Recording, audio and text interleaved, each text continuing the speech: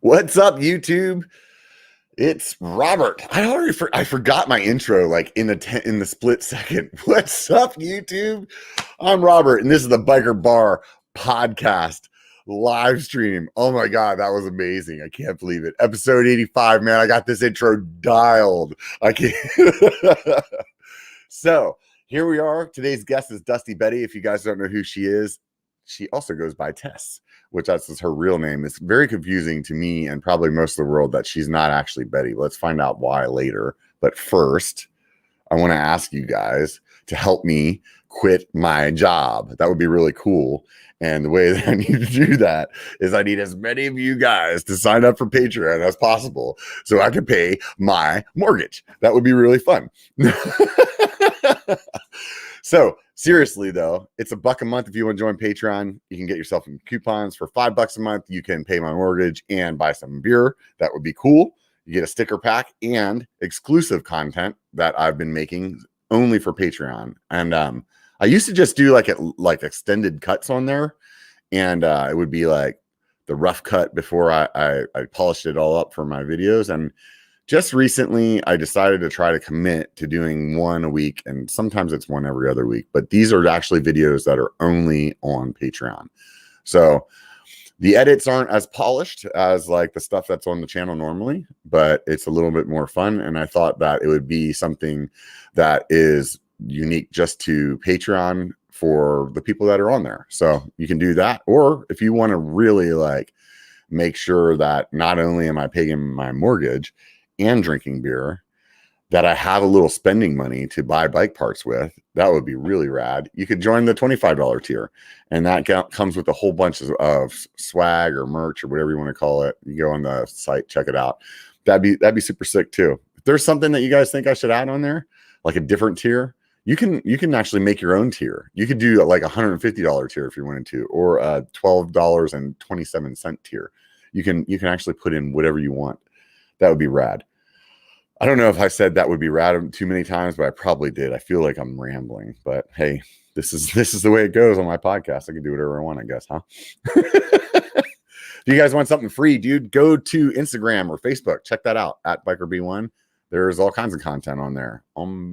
As much as I can post. I try to do something on there every day, and sometimes I realize that I forgot I haven't done it for a couple days. So if you want some free stuff that's inconsistent, go over there and check it out. Other than that, I always tell you guys to go by the shop at the B1KER website, B1KER. There's a shop on there. I just put new merchandise up there as well. Some new shirts like the one I'm wearing. This is the B1KER shirt because everybody has about a million different ways that they like to say the name of the channel, and B1KER is one of them. So I thought it would be funny to actually embrace it instead of being upset with it. And I made a B1KER shirt. So it's got a pretty cool little flag on the sleeve, says only takes a bike. And one person told me they were going to buy the shirt, but that's a Santa Cruz, and they don't like Santa Cruz. So help me out, buy the one that he didn't want to buy. Those are all made directly whenever you order them. So I'm not carrying a bunch of stock, and I do that so I can keep the prices low. And honestly, you're getting a t-shirt and I'm getting $5. That's about how it works out. So if you guys want to support the channel, do that. If you don't, the least you could do is subscribe and like the video that you're watching, or the whatever. Subscribe to the channel. That's really cool. Tell your friends, tell them to subscribe, listen to the podcast, do all the things. I think you guys have probably heard this a bunch of times, but if not, here you go. Do all the things. There you go. I summed it all up in a couple of words. I could count it really quick, but I'm not usually really good at that counting thing. Let's go ahead and bring Tess back on. All right, so I can stop rambling. What's up, Tess? How's it going? Hey, I'm doing great. It's great to be here. Yeah, man. We took a while to get this thing actually worked out. I think we've been talking about this for like a couple months or something like that. Yeah, it took a while, and I mean, life is crazy, and then I'm also notoriously shy about going live, but I was like, Robert, I'll do it. I know. I was even telling Katie earlier. I was like, yeah, Tessa's nervous, and she's like, why? And I said, I don't know. She usually has her husband on too, so that he can kind of fill in the blanks for her. But I'm really proud of you for for putting yourself out there for this. I said, but it was funny too. I was like, so she's really shy, but she has a YouTube channel. It's kind of funny, isn't it? I know. It doesn't make any sense, except it does. Yeah, right. Believe me, I know exactly how that goes. What was it that got you like in the space that you wanted to do it in the first place? Well, I kind of took a while to get into mountain biking. My husband, Steve from Hardtail Party channel, he's been mountain biking since he was in his teens. And when we got together in our early 20s, he gave me lots of opportunities to try it, didn't really get into it. Finally, when I was about 30, I was like, ooh, this is awesome. And then I was totally into it. And there wasn't a lot of content at the time being created by women. And that was what I was searching for. So I thought, I'm not really finding the kind of videos that I would like to find.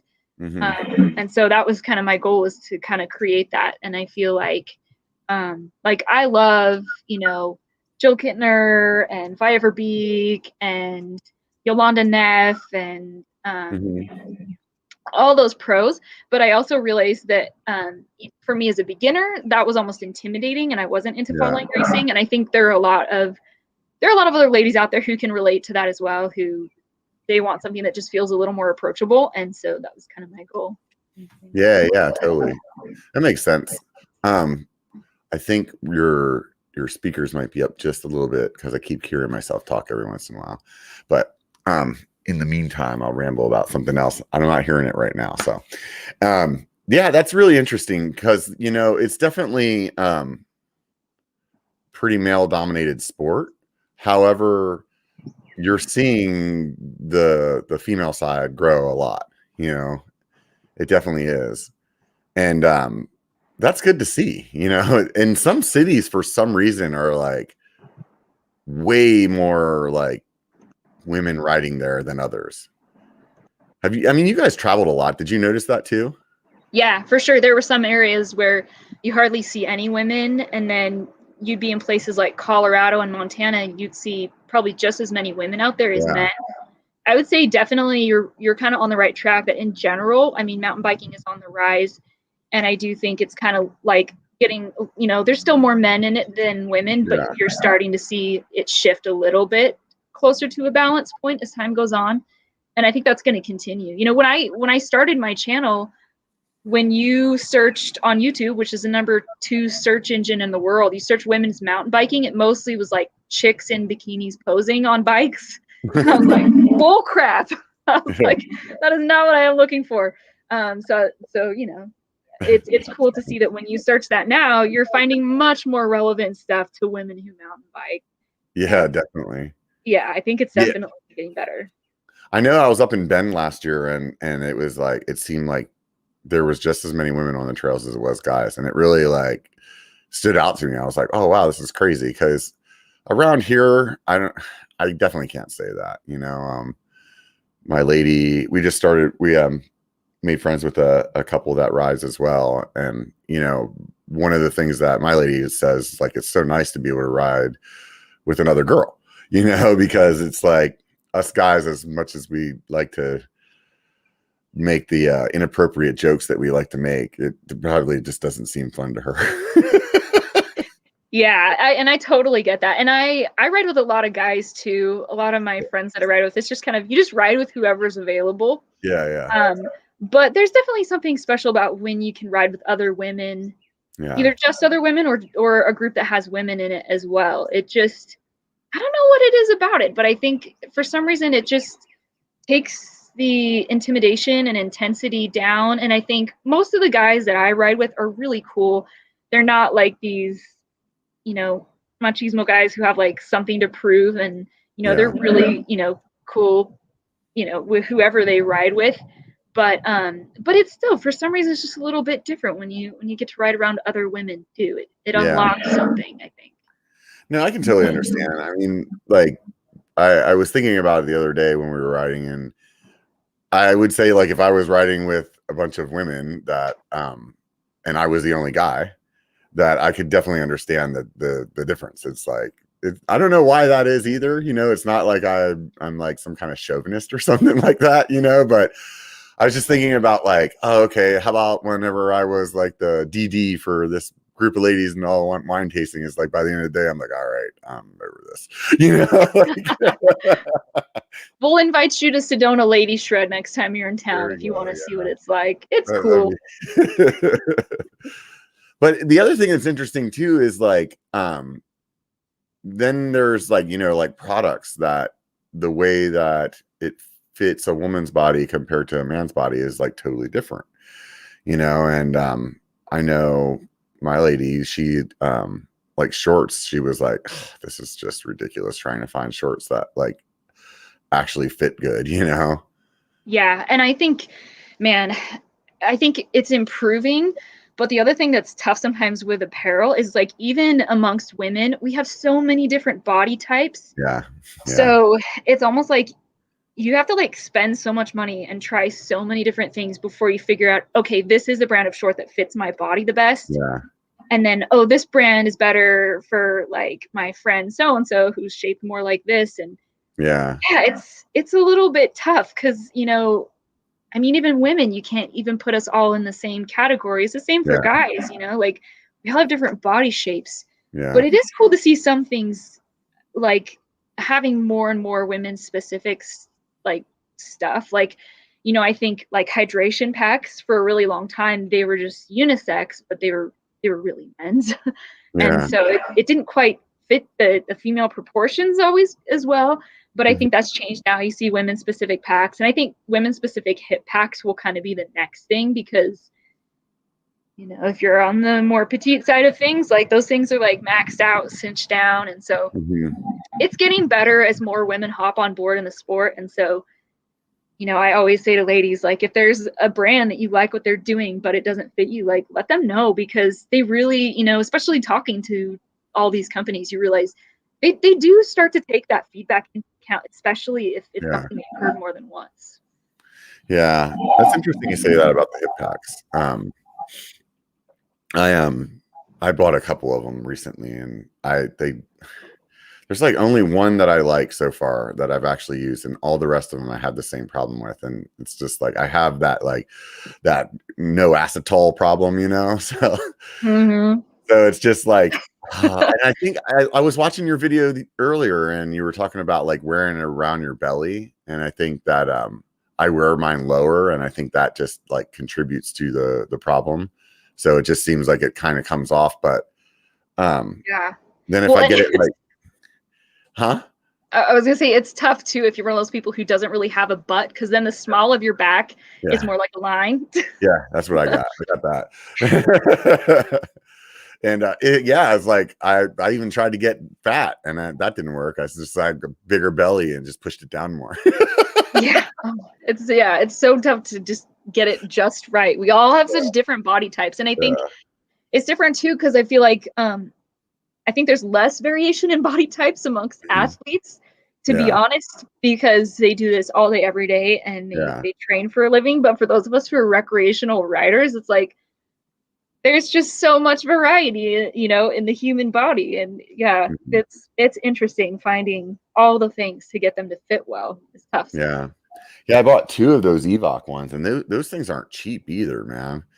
And everybody was like super amped off that one that has kind of the stretchy like waistband, you know what I'm talking about? And I definitely will say it was probably one of the more comfortable ones, but it just doesn't I feel like you just put too much weight back there, and they pull down too much, you know. And then I like cinch it down so much to ride, and it just is like irritating, you know? Yeah, it's not comfortable. But that one at least has like these like little straps that like you can pull, so it loosens it a little bit, and then you can just yank them back again whenever you're about to descend. But there's a small company, I don't know if they probably reached out to you too. There's a guy like in Utah, I think it's like Lab Astra.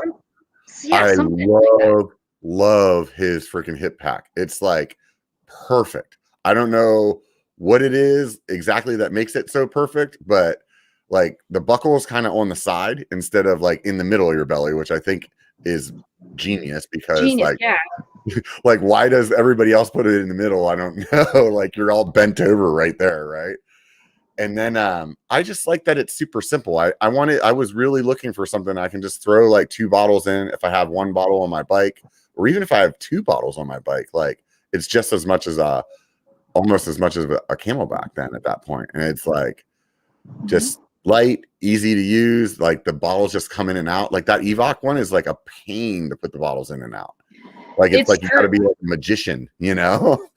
I've kind of gotten used to it, but it's true. That one, what is it? Lab Astra or something like that. Yeah. Steve has one of those, and I've used it a couple times, and it is awesome. It's really comfortable. It's a really well thought out design. Yeah.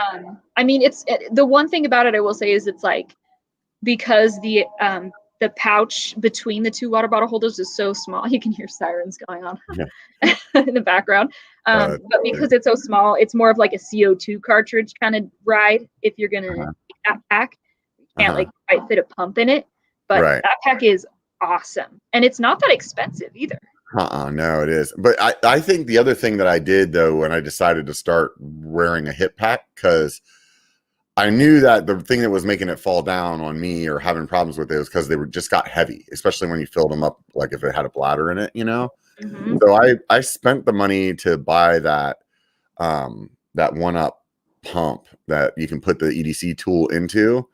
And then I just have 2 of the brackets so I could switch in between my hardtail and my, full suspension. And honestly, I that tool has been really good. I used to be this guy that like carried a ton of stuff, and I feel like everything I've needed has been in that tool.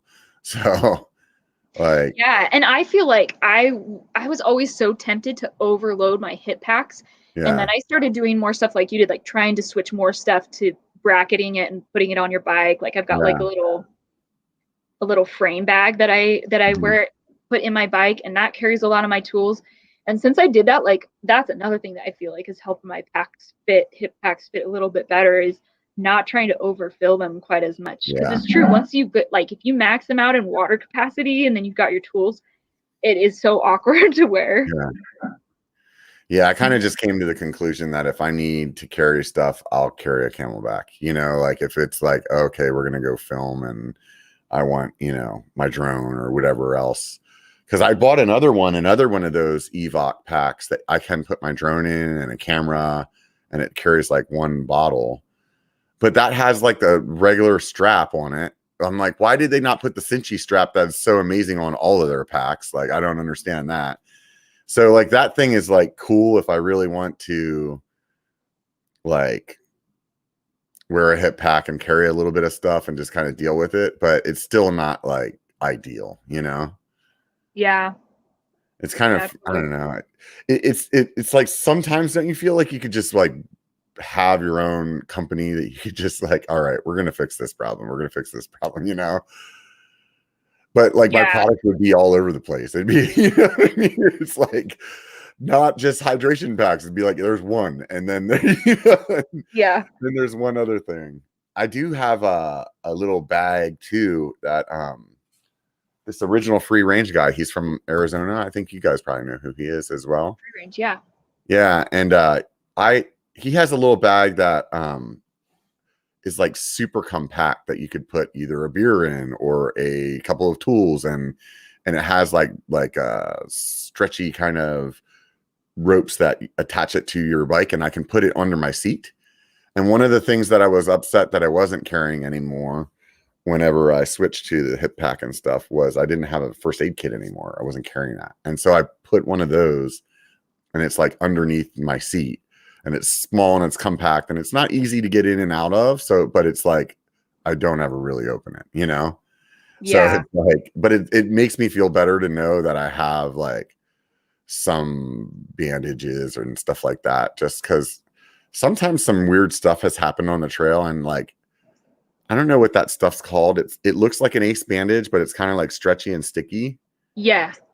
It just sticks to itself. Yeah. And if you can put a bandage on something and then wrap it with that, like you can actually ride.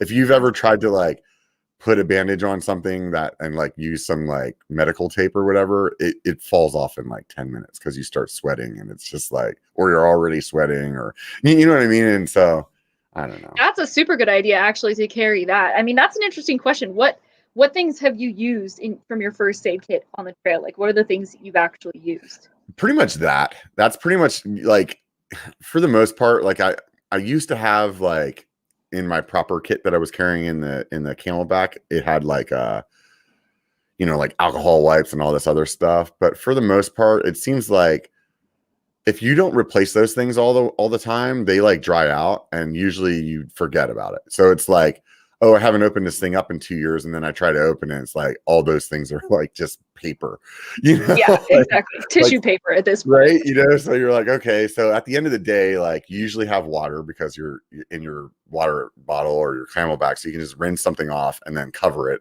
and then wrap it so that it's not like bleeding all over the place or getting more dirt in there, and then deal with it. Or it can hold something closed, Yeah. My buddy had like ripped this big hunk of like meat on his like kneecap one time, and it was like anything that we would have tried to tape, it would have not have stayed, but it was like with that wrap stuff, it's like, I'm telling you guys, if you don't carry it, like it's probably the one thing that I think is easy to carry.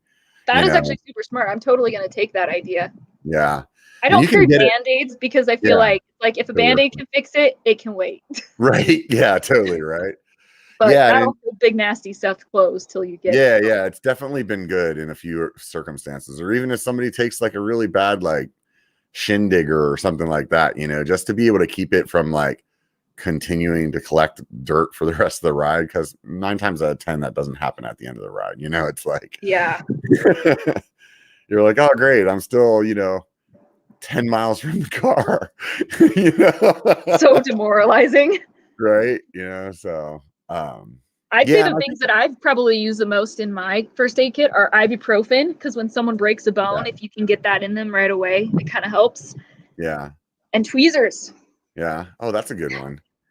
Yeah, I have ibuprofen in there because I get headaches all the time. So I'm like always just, it's in the middle of the ride, I can just take it. And then I also have it's kind of like all in a bag. Like I have it in a Ziploc bag. I have some toilet paper, the gauzes and that wrappy thing, and then ibuprofen. And I think I usually carry like a Pepto-Bismol or like a Tums or something like that, because sometimes your stomach gets upset and you're just like, ugh. And I've had somebody tell me before, I want to say they gave it to me on a ride once, and that's why I started carrying it. The Tums, like if you start cramping really bad, you can take that and it like kind of helps the cramps. Interesting. I hadn't heard that, but I could see that.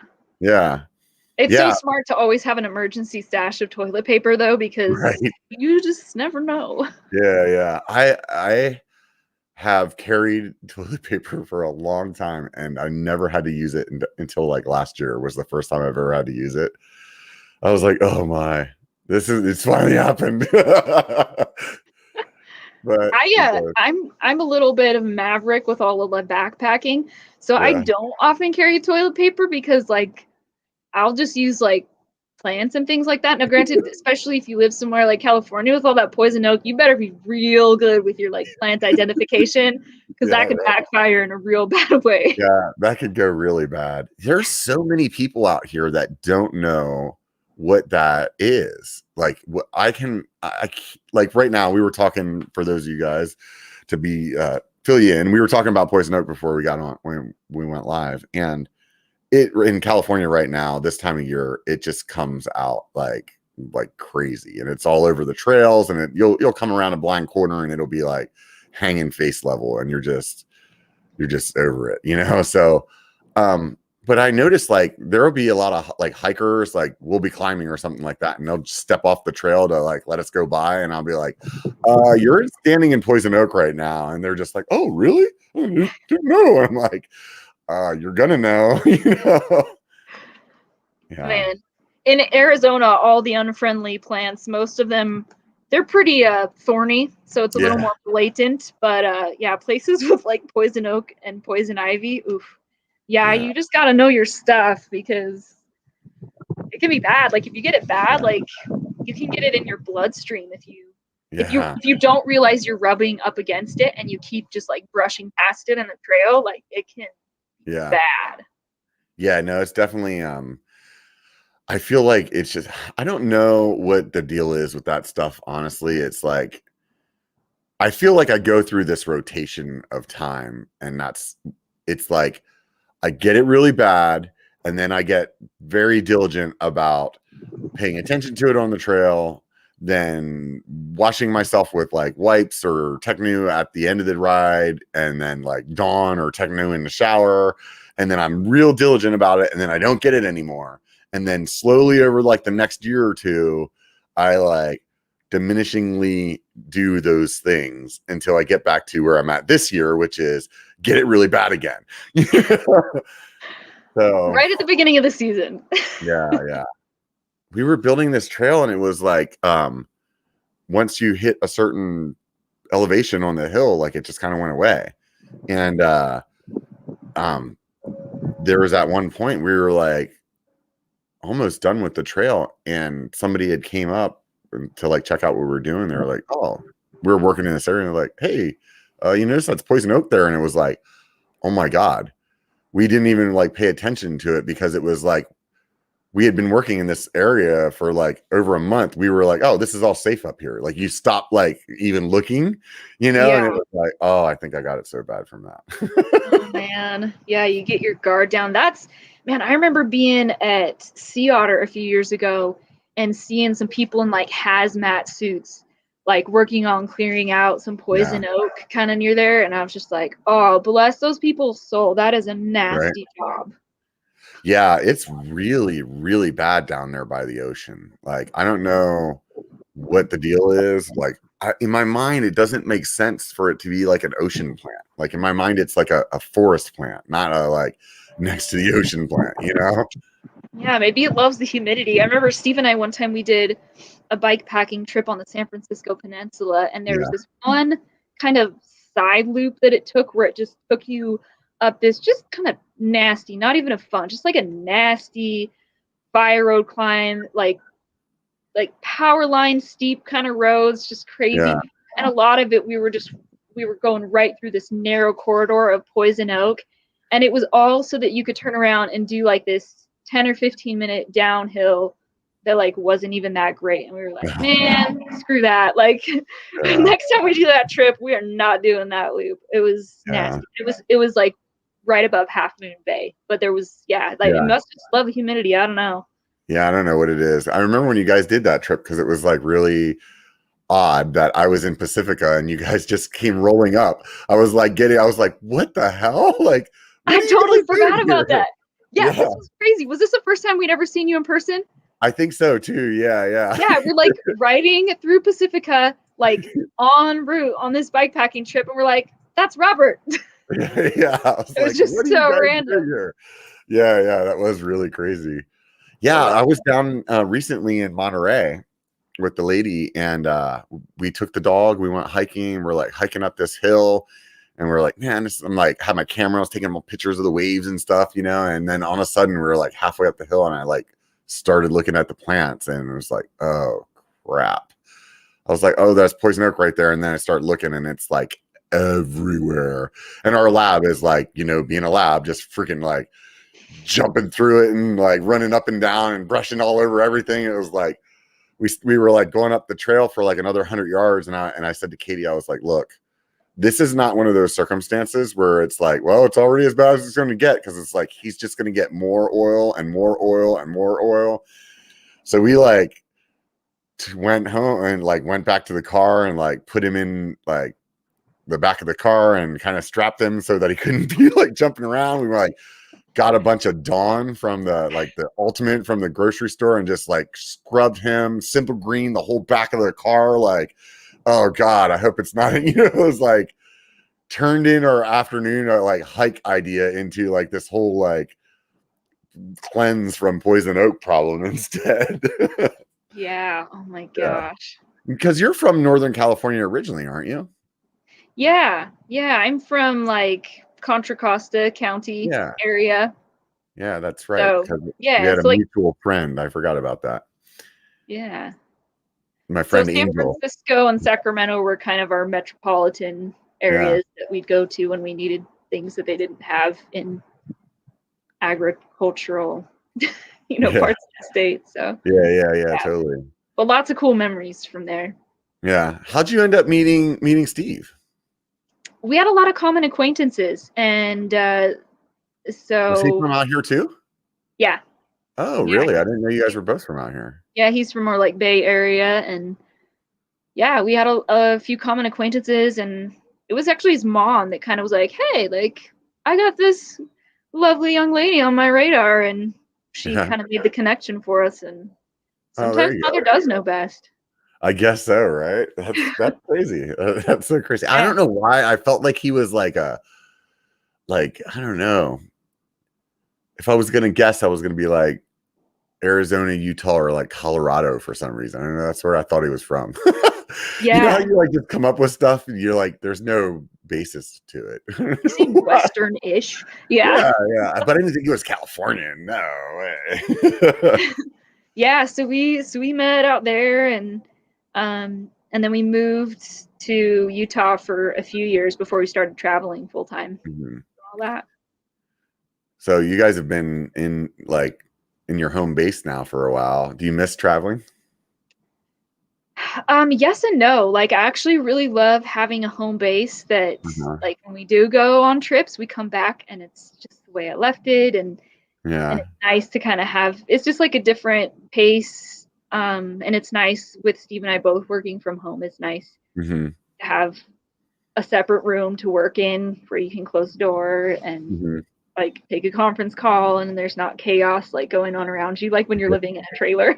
Yeah, yeah. But I do miss adventuring and being able to go on extended trips, because when you go on extended trips, you like discover things that Hmm. you would never say, let's stop in this wacky, funky place. But I don't know, you just find some cool gems along the way when you are doing Hmm. trips like that. So I think definitely in the future, Steve and I would love to be able to maybe get a small rig and do some extended trips again someday. So it's like yes and no. Like I want both.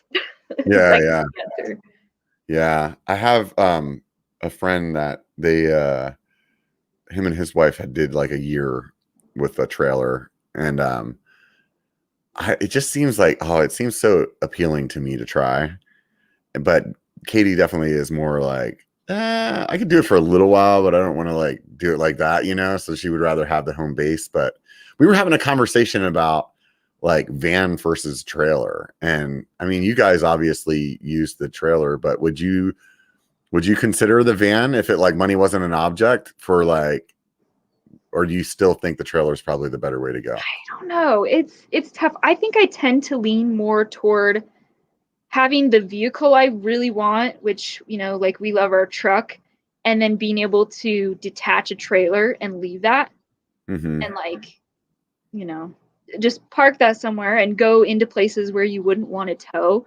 So that's, I think, what I'd be more inclined toward. But I can also see the appeal and the simplicity of just having less and not towing.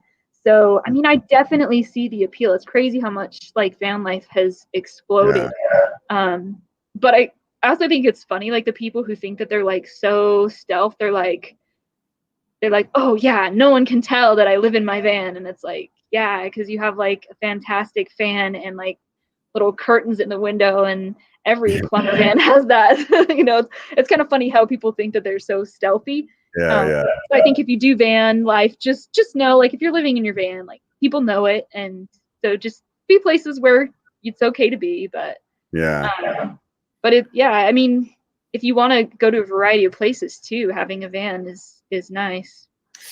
Yeah, it's tough for me because I feel like, well, first of all, the trailer seems like it's way cheaper, you know, Yeah. and I already have a truck, so that part is there. And the couple that I was talking to was saying the same thing. It's really nice to be able to like leave the trailer somewhere and then have a vehicle that's not like a big van, like, Yeah. so I don't know. I felt like, yeah, it's tough. It's really tough for me. I feel like I want to pull the trigger on one of the two, and I don't know what it is going to be exactly. I was thinking maybe I just buy like a camper shell for my pickup truck and like do some kind of like overnight kind of system in the back of it and see like some shorter trips, like how much I actually do that or enjoy Mhm. it, before I go kind of all in. But I mean, my daughter's going to college this fall, so we don't have any kids in the house anymore. So at that point, it's kind of like, well, we could do some adventure, you know? Yeah, totally. So Yeah. I yeah. think And if the I other only thing, go ahead.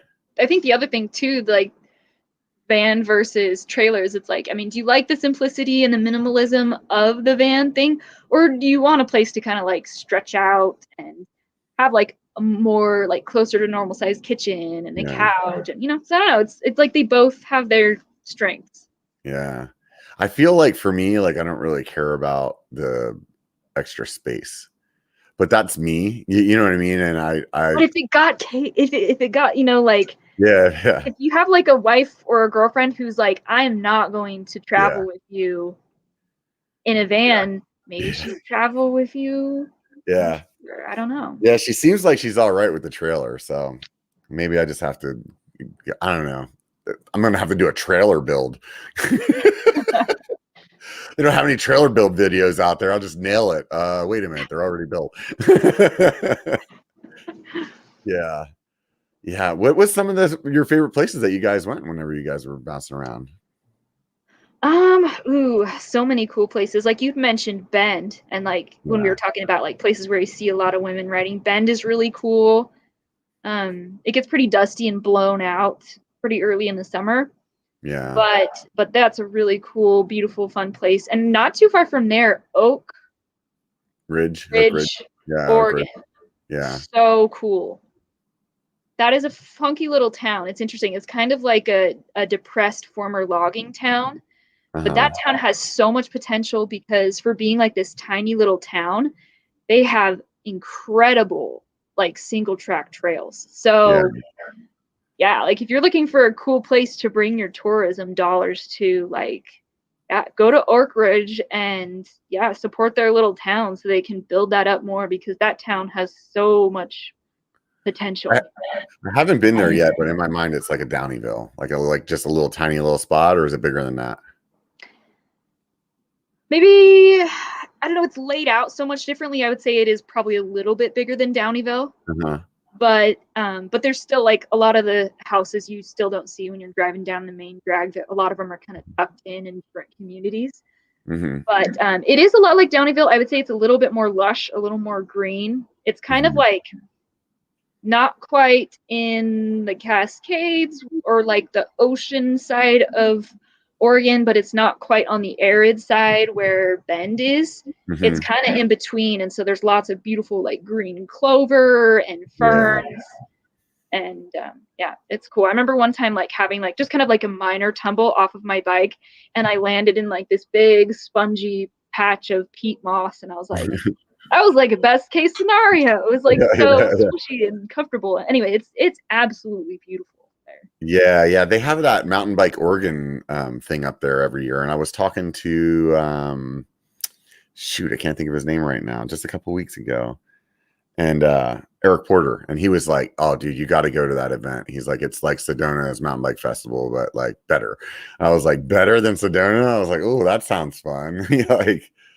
But I've seen a lot of good riding up there and stuff. And I know what you're saying, because Ben's more like the high desert side. And I've ridden more over in like the Portland area where it is like Rudy and ferns and like kind of like really good dirt over there. So I could imagine a mixture of the two would probably be super rad.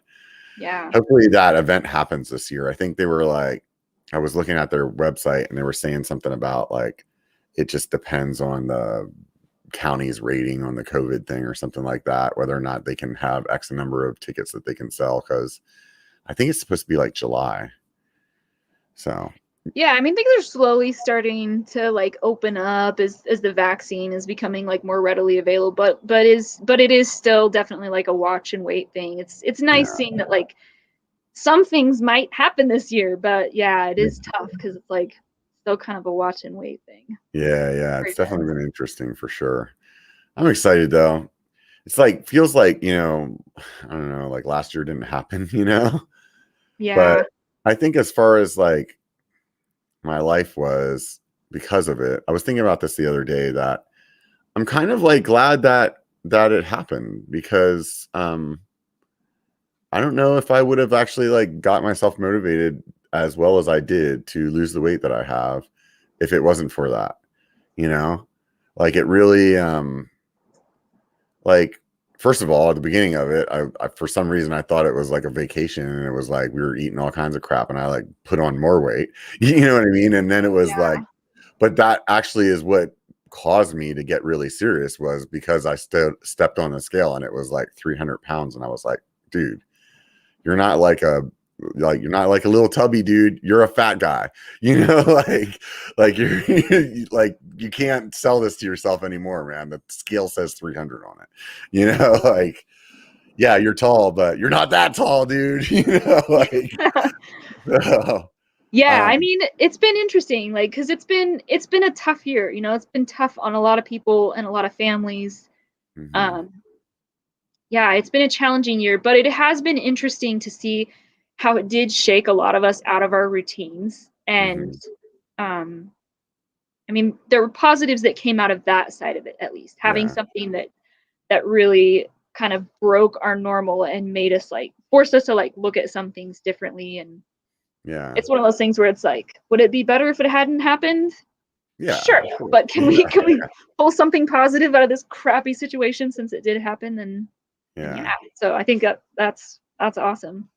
Yeah, and honestly, like I really like Katie, so like it was cool to be able to spend every day with her, you know, and not have to go to work and like, you know, have lunch together. And I mean, maybe it didn't work that way for everybody's relationship. It's true. Like, it was one thing that Steve and I learned.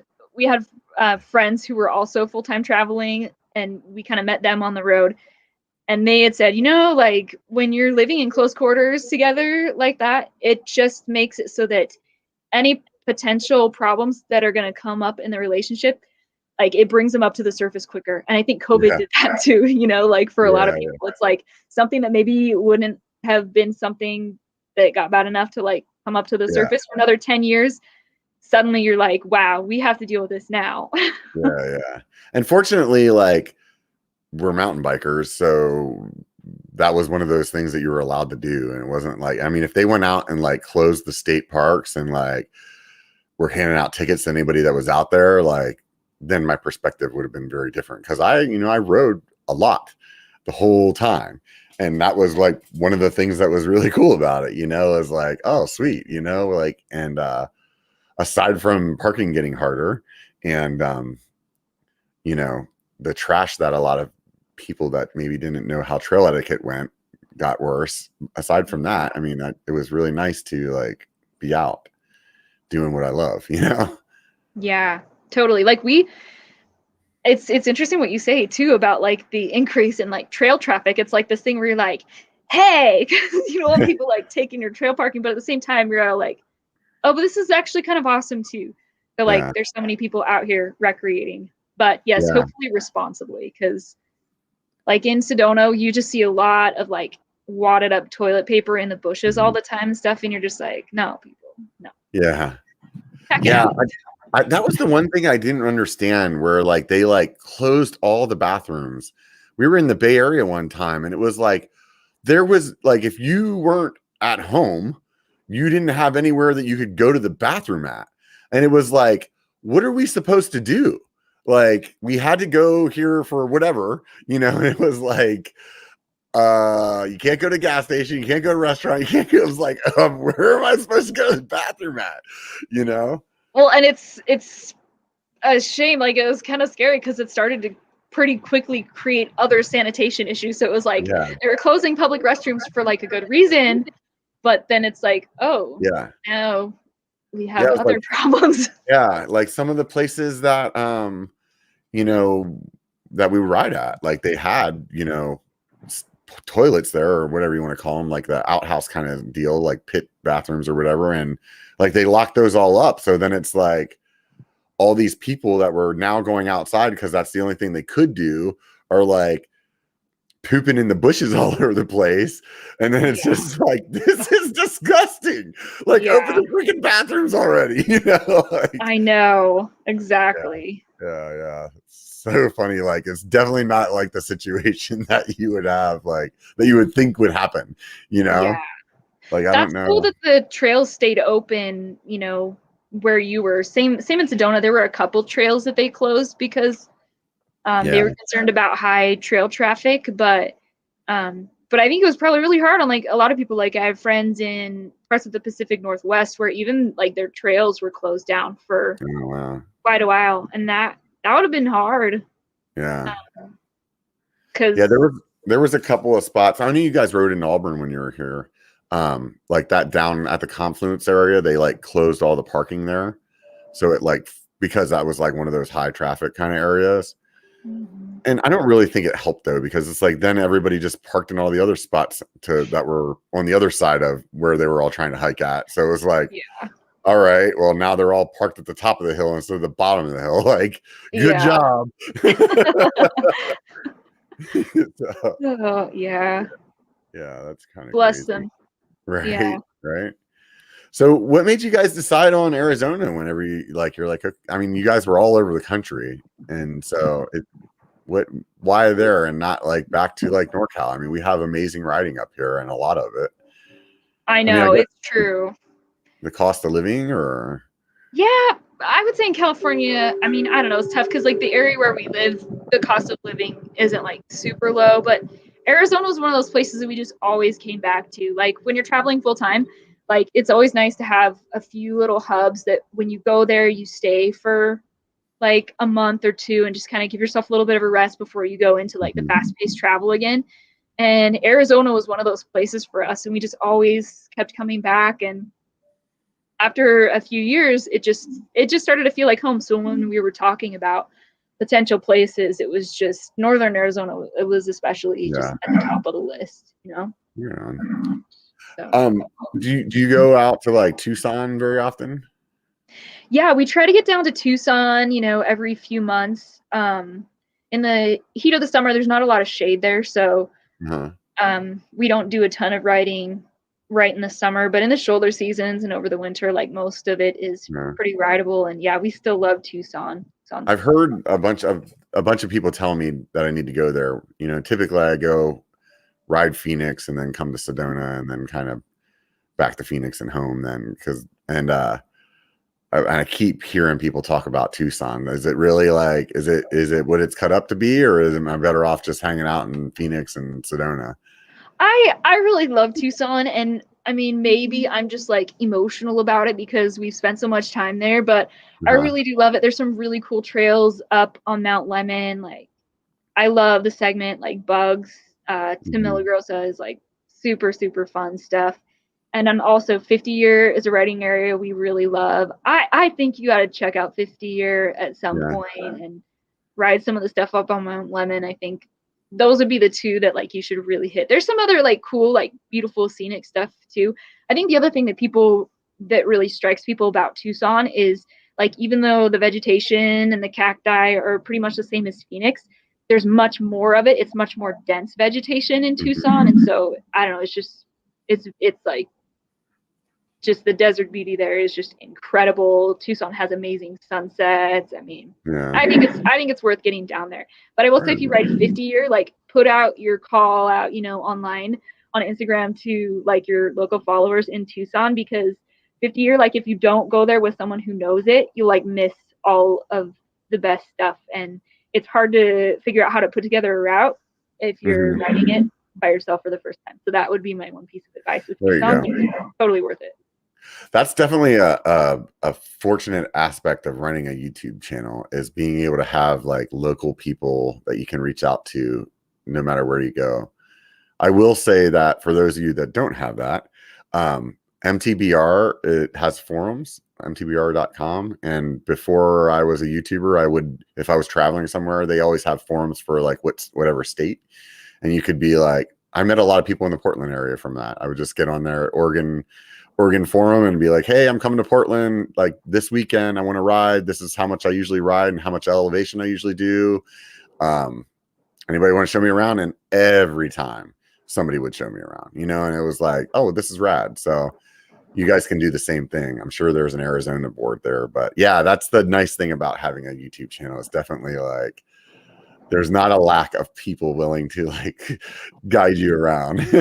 Yeah, totally. And even like for people who don't have YouTube channels, just like I've had a lot of luck with Instagram too, even before I was doing this, just following other mountain bikers and we were traveling. So I could be like, hey, we're going to be in this area. Does anybody know like good trails to ride? And then maybe someone mentions you, reaches out to you in your messaging and you're like, hey, do you want to ride with me? You know? So, I mean, it's like following other people who like to do the things you like to do and you like the things that they're posting, even if like they don't have massive platforms. There's always people who like get suggested, or people you keep seeing them like commenting on people whose stuff you like. And so it's amazing the ability to like network and meet people online.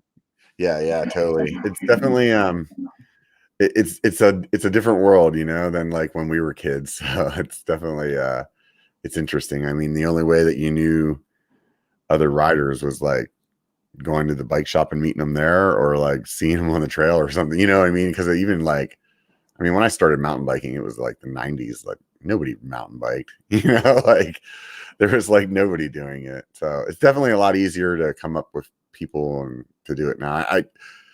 I would imagine that like when I moved up here, I'm trying to think of like, how did I like meet people? And I guess, yeah, because I stopped riding for a while. I think it was around 2006 I started again.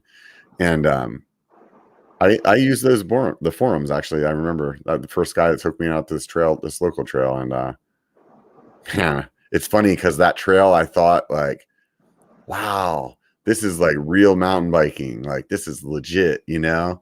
And now where I'm at skill set wise, I'm like, that's like an XC trail. Like I mean, I guess I would ride it if I want to get some exercise, you know, like it's funny how your progression changes things. Yeah. It's always fun to go back and ride stuff that you rode at like a different point in your journey. And like, even if it's a trail that's still enjoyable, to just see how much like your perception can change over time it's kind of cool. It's neat. Yeah. You guys probably didn't ride Georgetown whenever you were here, did you? No, we didn't, but I remember you telling us about it, and that sounds really fun. I'd love to try that.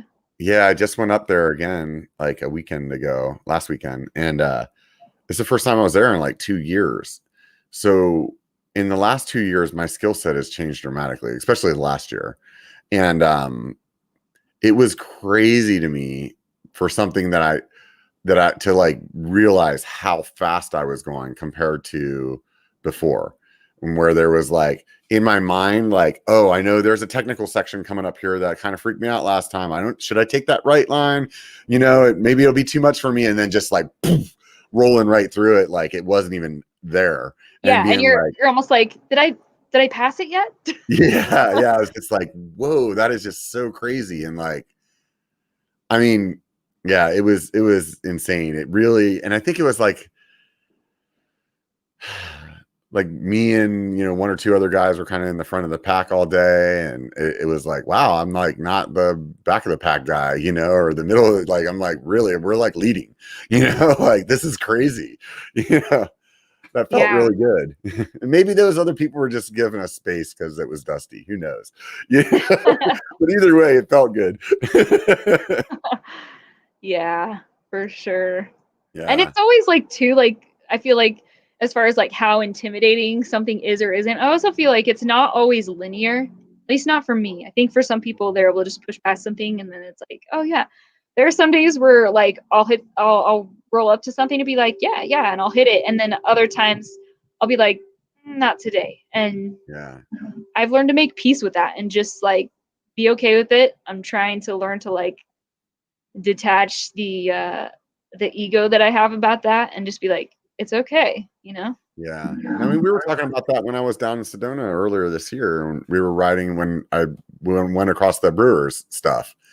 And it was like, man, that first time, like I was scared out of my mind. And you kept being like, dude, you're going to be fine. Like what we rode today, you're going to be fine. And I like wanted to believe you, but I didn't believe you because I was like, there's no way, man. Like I was so freaked out. And like, I know myself too, because when I have anxiety about something, I'm like drilling myself on it preemptively, you know, like the whole climb up there, I was just like just freaking myself out more and more. And it's like, we got there and it just like rolled through it. And it was like, wow, it didn't bother me at all. But it doesn't make me feel like I'm over it though. Like I still will get the anxiety to go back there again. It would take us several times, I think, before I'm like, oh, okay, actually I am. Like, because in my head, it's like what you said, like some days that stuff bothers me more than it does other days, you know? Yeah. I think you just kind of have to like embrace your journey. And I think it's so easy to put more pressure on ourselves than we need to. And like, that was a really big shift for me last year, was just like I'd had a bad crash. And I just noticed over like almost the whole year following it, it was getting, my mindset was getting worse and not better. And so I just kind of like reevaluate and just be like, okay, before I keep putting all these pressures on myself and like freaking out that I'm not writing stuff that I used to, like, I need to like get real about what it is that I really want to get out of mountain biking. Like, what do I need for me to get enjoyment out of this activity? Yeah. And even though like the progression needs to be there, I just need to stop putting pressure on myself that like this, if I don't hit this feature today, I'm going to be so disappointed in myself and it's going to make me in a bad mood. And then all my friends aren't going to want to ride, so like, I think we got to need to be easier on ourselves sometimes. And like, you can have progression without constantly having to put yourself in like a dark mental space, Yeah, totally. Man, that's doing something funky right now. Anyways, yeah, I don't know. Like sometimes that inside voice is just like, it's really tough. It's really tough to battle that person, and that injury thing is real though. I know whenever I don't know how bad your injury was or your crash was, but I know whenever I separated my shoulder, and I can honestly say that I think that was part of why I've only gotten better in like the last 2 years. Cause I think it took like 3 years for me to like really fully get over that injury, like mentally, where I could like let myself go on trails again, where I was just constantly really worried about that kind of injury. Cause I couldn't ride my bike for like 6 months and it felt like the end of the world to me.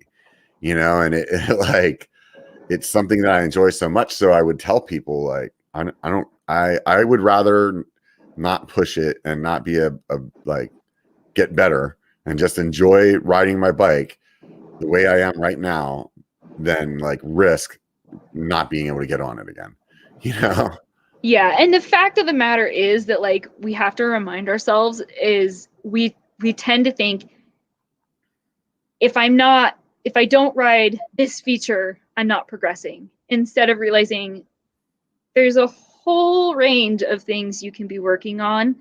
And maybe you don't hit that feature anytime soon, but there's still going to be other features that you do hit and other wins that you're going to have. And I think, we just get so hyper focused on like one thing that we just kind of need to like chill out and just realize, like, if you keep riding your bike and keep not being a moron about it, like the progression is going to happen. And like I was talking, I've got to do like a live stream with a buddy of mine who's a coach, and he just has such a good mindset about like this whole thing, like especially like recovering mentally from a crash or things like that.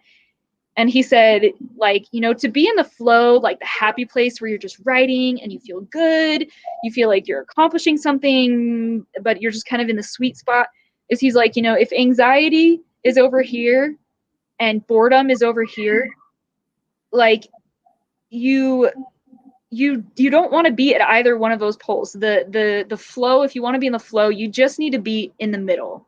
Mm-hmm. So, and like, that was like, I was like, hey, that's like such a good point. Like, I think a lot of people, just depending on their personalities, a lot of people might just really enjoy pushing really hard into it. And a lot of those people crash and get hurt a lot. And others of them are fantastic, like natural athletes, and they actually progress into it.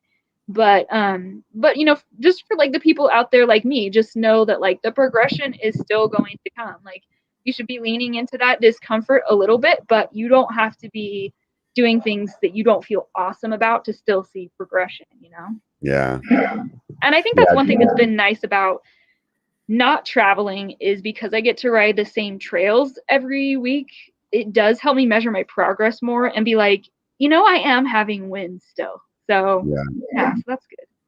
Yeah, no, that's definitely good. And because then you can work on those specific, features, and you can know which ones really do scare you, and you can work on them until they don't scare you anymore. And then that way, whenever you are out, like, you can measure that against, what you've done at home, like there's like a little, I've kind of got back into like jumping a little bit, not as much as or like drops and stuff like that. And before, I would always, like, if I couldn't roll it, I'd just be like, whatever, I'm not going to bother, because I don't want to get hurt, and there's like this little bridge that I jump off of all the time. It's probably like a 3-foot drop or something like that. And I use that mentally all the time. Like, okay, is this log drop like that bridge, or is it bigger or smaller? And if it's smaller, then like, dude, come on, like, but I don't know. Sometimes you can logic your way through it, and be like, oh, this is a lot like that other one that I do. And I can do this.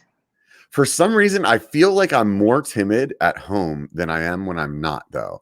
And I think it's because, like, I know the features so well, where it's like when, like, let's just say we're riding Sedona and I'm chasing you down some trail and you go off some drop and I just follow you, and it's like, oh, I did it because I was right there. And it was like, either you do it or you crash.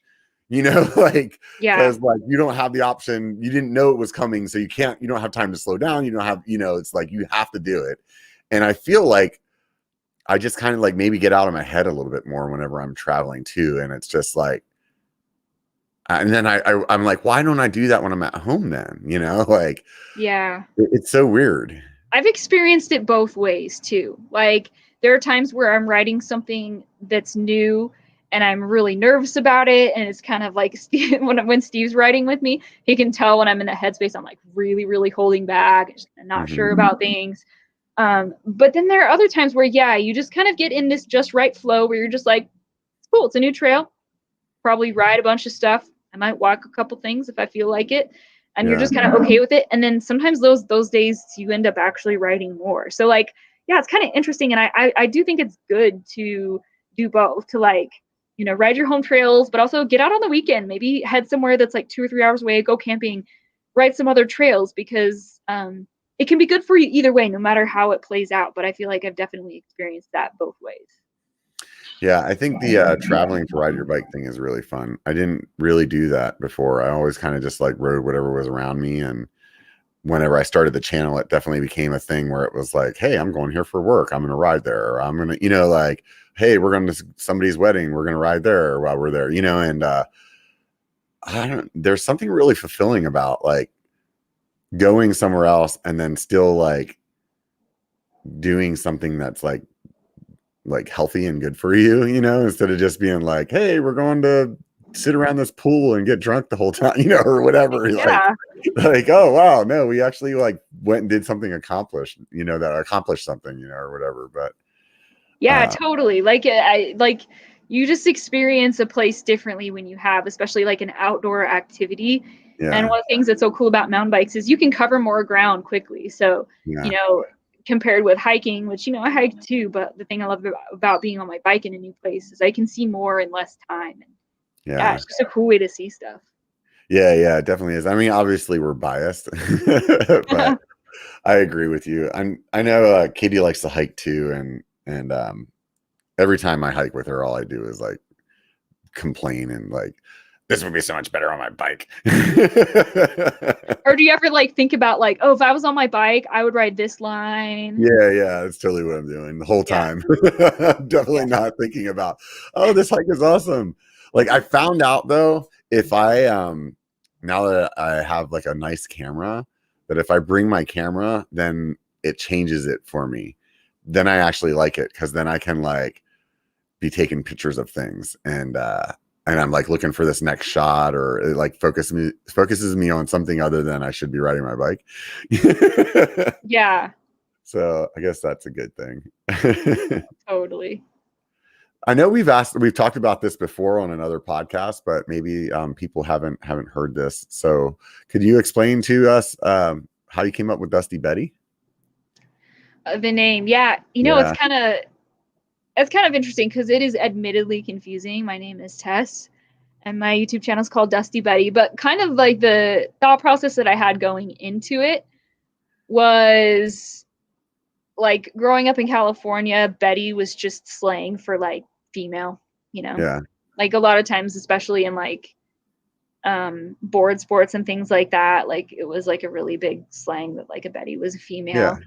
And so I just thought I'd bring that into it. And the dusty part was just that it's just anybody who's getting out and getting dusty. So a Dusty Betty is not just me, but it's any female who's just getting out there and getting dusty. And whether you're shredding double black diamonds or you're just enjoying the scenery on the green trails, that there's a place for you in this sport. And all that matters is just that you're getting out and you're doing it. And that was kind of the idea behind it. Sometimes I'm like, man, I kind of shot myself in the foot with that. There are times that I'm like, maybe I should have come up with a different name, but it's great. I feel like the platform has grown into it. I don't dislike it enough to rebrand or anything, but that is kind of the idea behind the name Dusty. So Dusty Betty isn't just me. It's all the ladies. I totally like the name. I think it's good. I was gonna ask you if you would have done any different at this point. Like if you could like roll back time, would you tell yourself do something different, or would you be like, you know what, leave it be? I think I might have done a different name, maybe. Maybe. Knowing what I know now, but yeah, I mean it's like I said, it's not a big enough deal that I'm like, I should have done something. I know like Brian from BKXC, like he's kind of said the same things. Like, sometimes I wish I'd done this, but it's just like, you know, it reaches a point where you're just like, whatever, it doesn't really matter, you know? Yeah. So I feel like the only other thing that I could have done instead of the name is just like do your own name, you know, like. Yeah, that was what Brian said too, I think. Just like, because then you can like, because like for me, for instance, like my channel is called Biker. Like I can't necessarily make content that's not bike related on it. You know, like if you were, you know, if your name was a little bit more vanilla, but like yours, you could do because it doesn't necessarily scream bike, you know, it could be anything outdoor. It could, but at the same time, like just what I've learned, because Steve and I we did a little bit of vlogging before I started Dusty Betty. Like it was more of like the full-time traveling stuff, like the RV stuff. Oh yeah, I forgot. We kind of learned it's really hard to pivot. So like change your direction. Like you kind of build an audience based on what you're doing. And so like changing direction at any point can be tricky if your audience has come to expect a certain kind of content from you. Sometimes they'll evolve with you and it's good, and other times they don't like it, and I'll let you know. Yeah. So, I don't know, it's tough. Yeah, definitely. I mean, that's definitely a thing. I've definitely noticed my content change over time, you know, and I'm kind of pivoting on our conversation, but have you noticed that with yours as well? Like the way that you created videos whenever you started compared to now? Or do you think it's just like getting better at editing or something like that? I don't know. I'm kind of in a weird life stage right now where like it's hard for me to like balance everything else that's going on in my life with this. And so I actually feel like sometimes my videos are like, I don't have as much time to plan them as I would like, or I release things in like a weird sequence. And, you know, so it's kind of tough.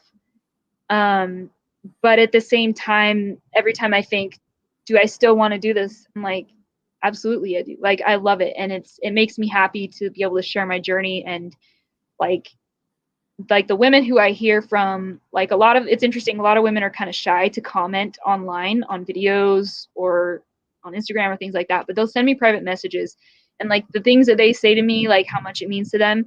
It's like, you know, it's really cool to be reminded there are other people on the other end of this content. So I know it's kind of like a weird answer to your question. I feel like it has changed a little bit. I feel like my content is maybe a little bit more hectic, especially the last like 6 months or so. But it's okay. Like, you know, life has many seasons, and I'm still super, super glad that I do it. Yeah. Is it, you know, just being a mother and having a toddler? Is that what's kind of like keeping you all busy, or you guys got some other stuff you're working on that? Yeah, like, you know, there's things that we've been doing, like as far as putting down roots and kind of like getting things done around our place. And so that takes time. And then, kind of balancing that out with family stuff. And like just for our family, like we decided what worked best for us was for me to do more part-time work and Steve to do more full-time work for now. So we're kind of going with that. But it's still just kind of different. And then like, you know, things changed again a few months ago when my daughter stopped taking naps because now I don't have, I don't know, it's tough. It's like, how much do I want her sitting in front of a screen while I'm working since she won't nap? So I can't like get my like 2-hour work block done every day without having her on a screen. So it's tough. And then, you know, I got to balance that too. Cause it's like, okay, so now I work at night, but then Steve's off work and I don't get to spend time with him. So it's just kind of like, you know, one of those things where I just kind of have to like from one week to the next, just decide like in the big picture in my life, like what absolutely needs to happen this week. And so like sometimes if a video gets pushed back a few days, it's like, it's okay because the important things are happening. But yeah, I think that's one of those things that initially I was really, really hard on myself about, you know, the consistency and when they came out. And I just realized that like the people that are subscribed to your channel, they'll watch your content whenever it comes out. I mean, they might not be stoked about it being one a month. They might not be stoked about it being, you know, whatever. But at the end of the day, like they like your content, they're going to watch it when it comes up. I mean, like that's the way it goes. Like every time that I've ever had a break or I took some time off or more time went by than I realized before I posted again, and it's like they're all still there, you know. It's not like the channel like disappeared, you know. So yeah, and go ahead. Go ahead. Oh, I was just saying, like, one thing that you and I probably have in common is like both our platforms have grown kind of slowly, and I think like one thing that's actually kind of good about that is it's very authentic growth. Like, you know, neither of us has had like a viral video per se or anything like that happen, and so the viewership are a little more they're not just like a bunch of jerks, you know, like I feel like we have pretty cool viewers who like really get us, they really connect with what we're doing, and that's why they like us. And so I think it's cool because when you do have those times where like even though we love creating these things, like if there are other things that are going on in our life, like the viewers get it because they're normal people too, you know. So yeah, it's tough though to watch other channels blow up, you know, and it's really tough not to judge yourself on that. And as much as like I would love to sit here and tell you that it doesn't bother me, like I know the truth is that like I'm happy for every one of them, you know. Like I'm stoked when I see somebody open up a new channel and they just get big. Like that's good. Like I'm happy for them, you know. But it's definitely like it makes you reflect on yourself in a certain way. And I don't know if that's just my personality that's doing that, but it seems like there's a lot of YouTubers that talk about this. So it must not just be me, you know? Yeah, I know. It's like, it's tough to be like, what's wrong with me? You know, like, right? Yeah.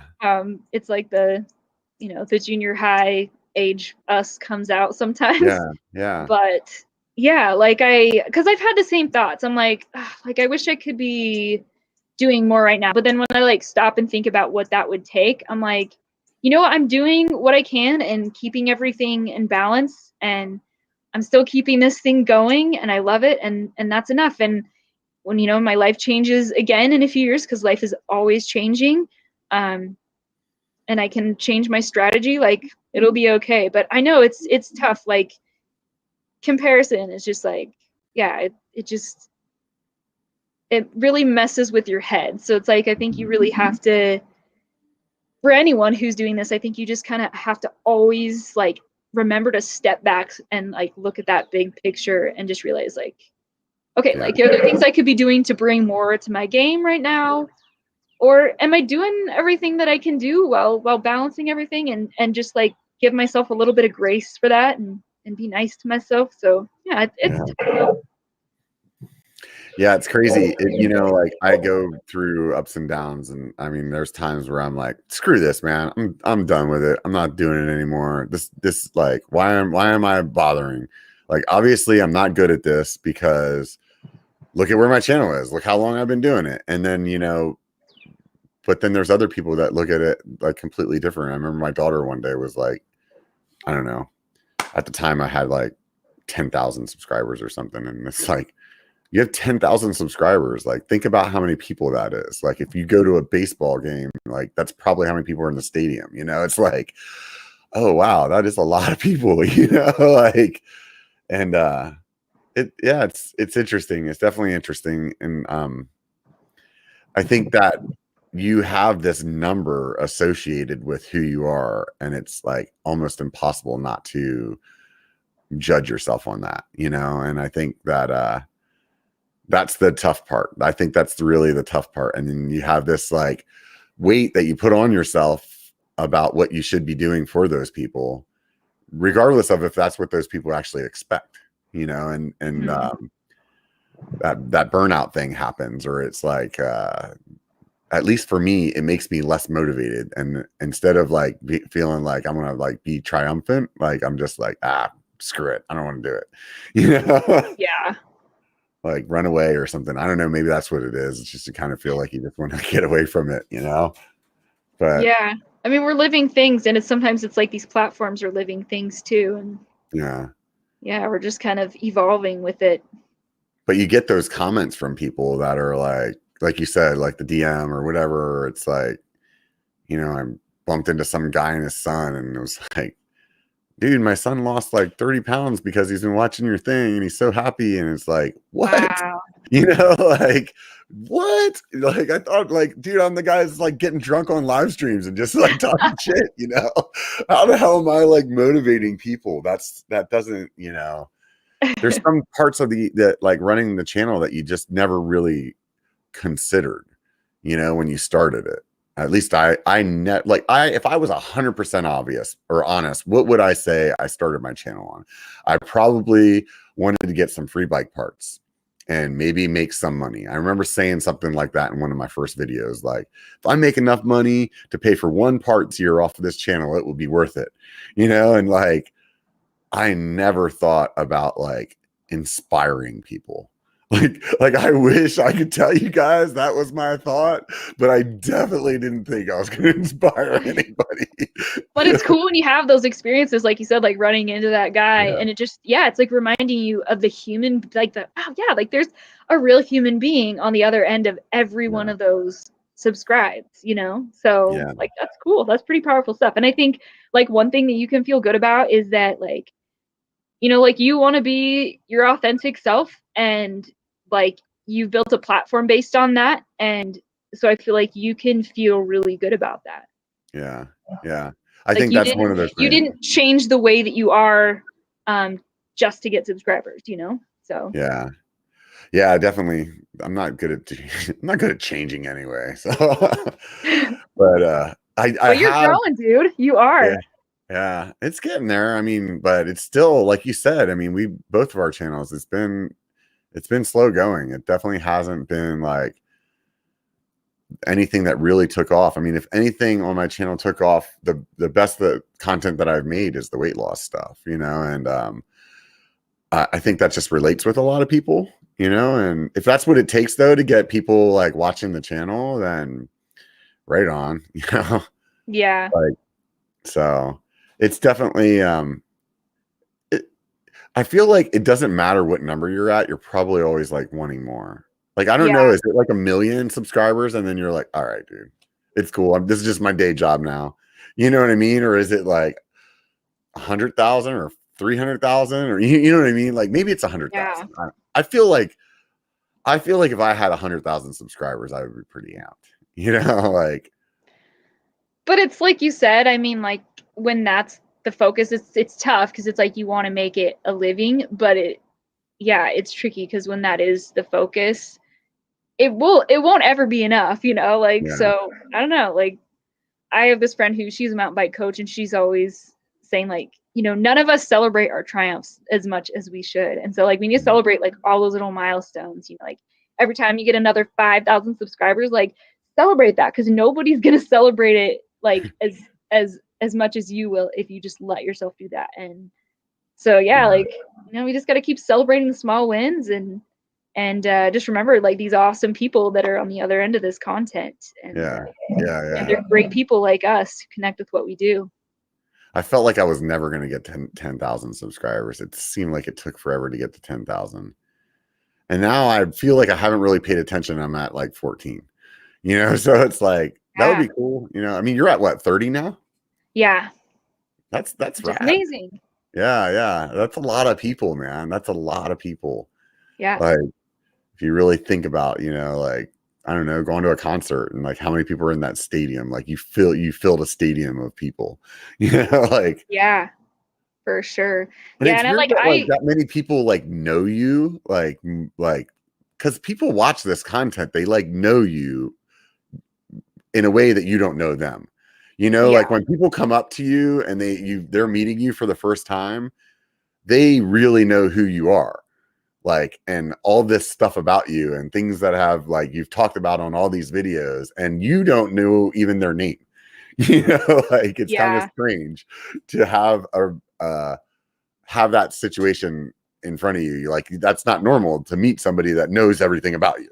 Yeah, I think it's probably more weird for them than it is for me, because like even before I was doing this, kind of like we were talking about, like meeting people on forums who like to do the things you like to do, like that was how I met a lot of my friends before I started traveling, was just on forums, and we go backpacking together, or whatever we were doing. And so I was just so used to meeting my friends online that like I don't know, like to me it just feels like an extension of that when I meet someone who's like, they follow me and they're like, oh, this is so weird because I know you, but you don't know me that much. And I'm like, oh, it just kind of feels like one of those times when I was just like going on a trip with some people I met on a forum, Yeah, totally. It's cool. I love it though, but it is kind of weird when you stop and think about it. It is like a bizarre phenomenon, and it's fun too because people know to look for me in northern Arizona because we've settled down.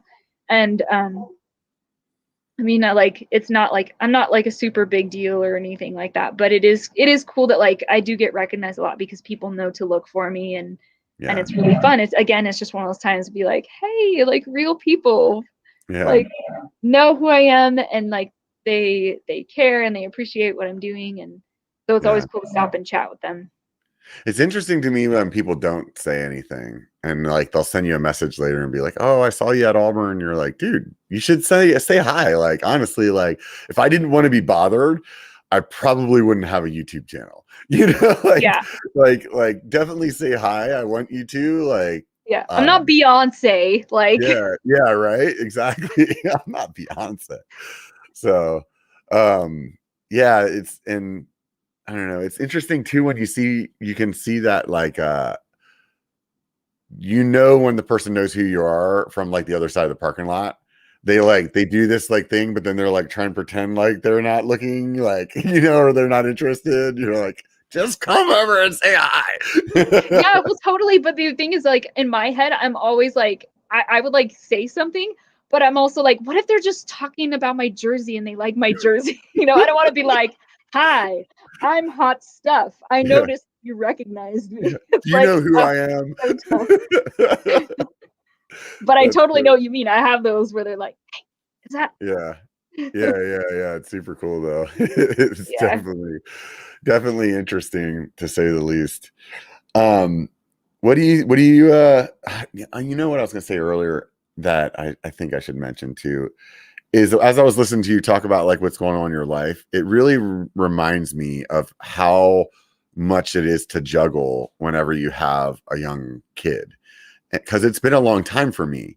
And you feel like you will never forget those stages that you're in, but like the one that you're in right now is really difficult because they're not in school yet, and they're like cultivating this little personality that like knows the meaning of no, and like they want to be busy all the time, and you do still have to do your own life, and for me, like my kids have, at this point they're just about, both of them are both adults, and then it's been years of not having to like really get up and make breakfast for them, or like like if we all eat breakfast together, cool, we do eat breakfast together, but sometimes it's like, they just do whatever they're doing, and so you definitely have your hands full. And I mean, the both of you guys running your channels as well, so I know it's not easy, I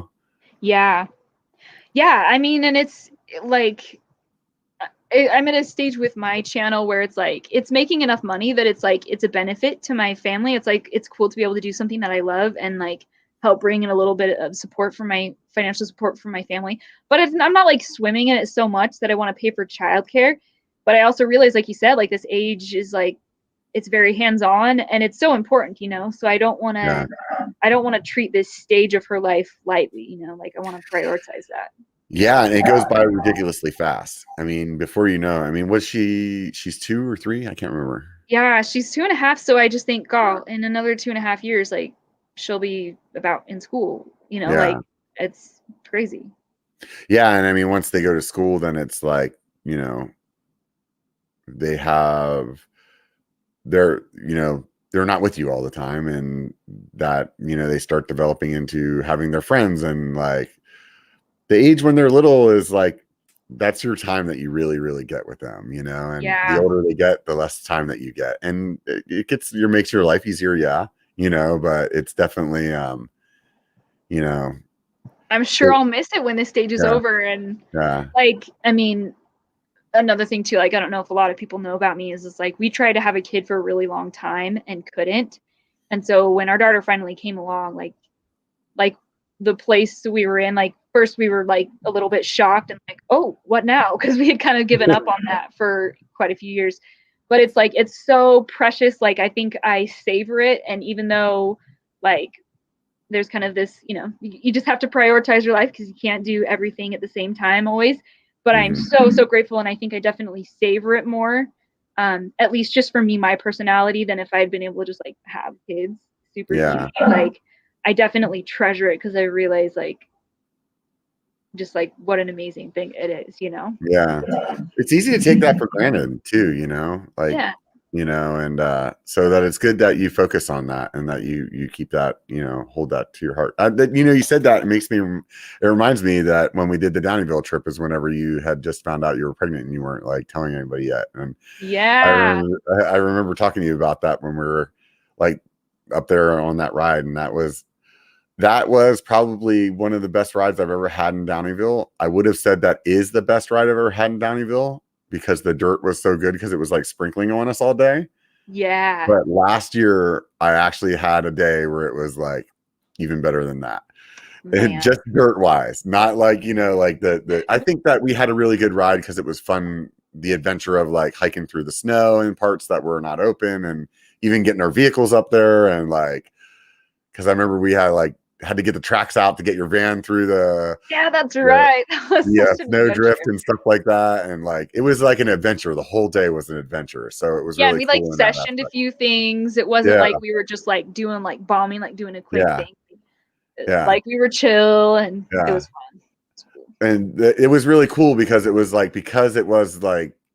not really open yet, like we were the only people out there. It was like our trail, only our trail, you know, and so that was really cool. But the ride that I did last year, I don't know what it was like. It stormed like all night the night before, but then like that day it was perfect weather, and it had not opened yet because it was like the COVID, like only one of the places was doing shuttles, and I think they actually started their shuttles that day, but nobody knew. So it was like, even we went up there to self shuttle because we didn't know the shuttles were going to be open. And it was just like the dirt was phenomenal. And I remember having somebody with me that had never been there before, and they were like, this is amazing. I'm like, yeah, it'll be fun next time, but it's not going to be this fun. I'm telling you. And I missed it. Yeah. But you know, hey, these things, they happen. Yeah, totally. Oh, that's awesome. I mean, and bikes, man, like even like we were talking about, like, you know, like life stage is so crazy, but even so, like bikes are like medicine for me. Like getting out, pedaling my bike. I try to get out 2 to 3 times a week. It's like medication for me. You know, just I think it's for all of us. I think our bodies are meant to work hard, and so when you get that, like it just really helps balance your brain out, and I brain so much better when I'm getting exercise, and so I just love having mountain biking in my life, because that's something like, you know, wherever I'm at with my content, you can bet your boots I'm out on my bike several times. Yeah. Yeah, that's the one thing where, if I sat here and thought, what would I do if I couldn't bike or if I didn't bike? Like, what would be the other sports that I would do? And like, it's really hard for me to come up with something that I know would give me all of the same feelings that I get from riding bike. Like the climbs are painful and they suck, but like the downhill is like so much fun, like it's like the adrenaline of all it, but then it's like the views from the top of these mountains that we go to. And like, I don't feel like hiking would be the same, like I would get the views, but I wouldn't get that like, man, when you climb to the top of like a huge, like a real legitimate mountain, like you're like, man, there's a small subset of people that have actually done this, you really feel accomplished. And Yeah. And it's really freaking painful to get up there. Like hiking is active, but it's not like that same level of pain. You know what I mean? Yeah. Like I guess it could be, but I think for me, because the intensity level on a bike is harder than hiking in most situations, like, yeah, it's like you said, like, you work hard to get up to the top of this hill, and then by the time you do, you just got all of these endorphins and yeah, adrenaline, and you're just like, yeah, like, and it just yeah, makes everything seem like it's like it heightens your senses. So by the time you yeah, get to the top of it, you're just like, oh, like it's amazing. It's just the whole thing, like doing the climbing and getting to the top and then going down. Like yeah, it's like this little bite-sized adventure you can have several yeah. times a week when you get out on your bike. It's amazing. Yeah, and it's like, I like the camaraderie, I like the ability that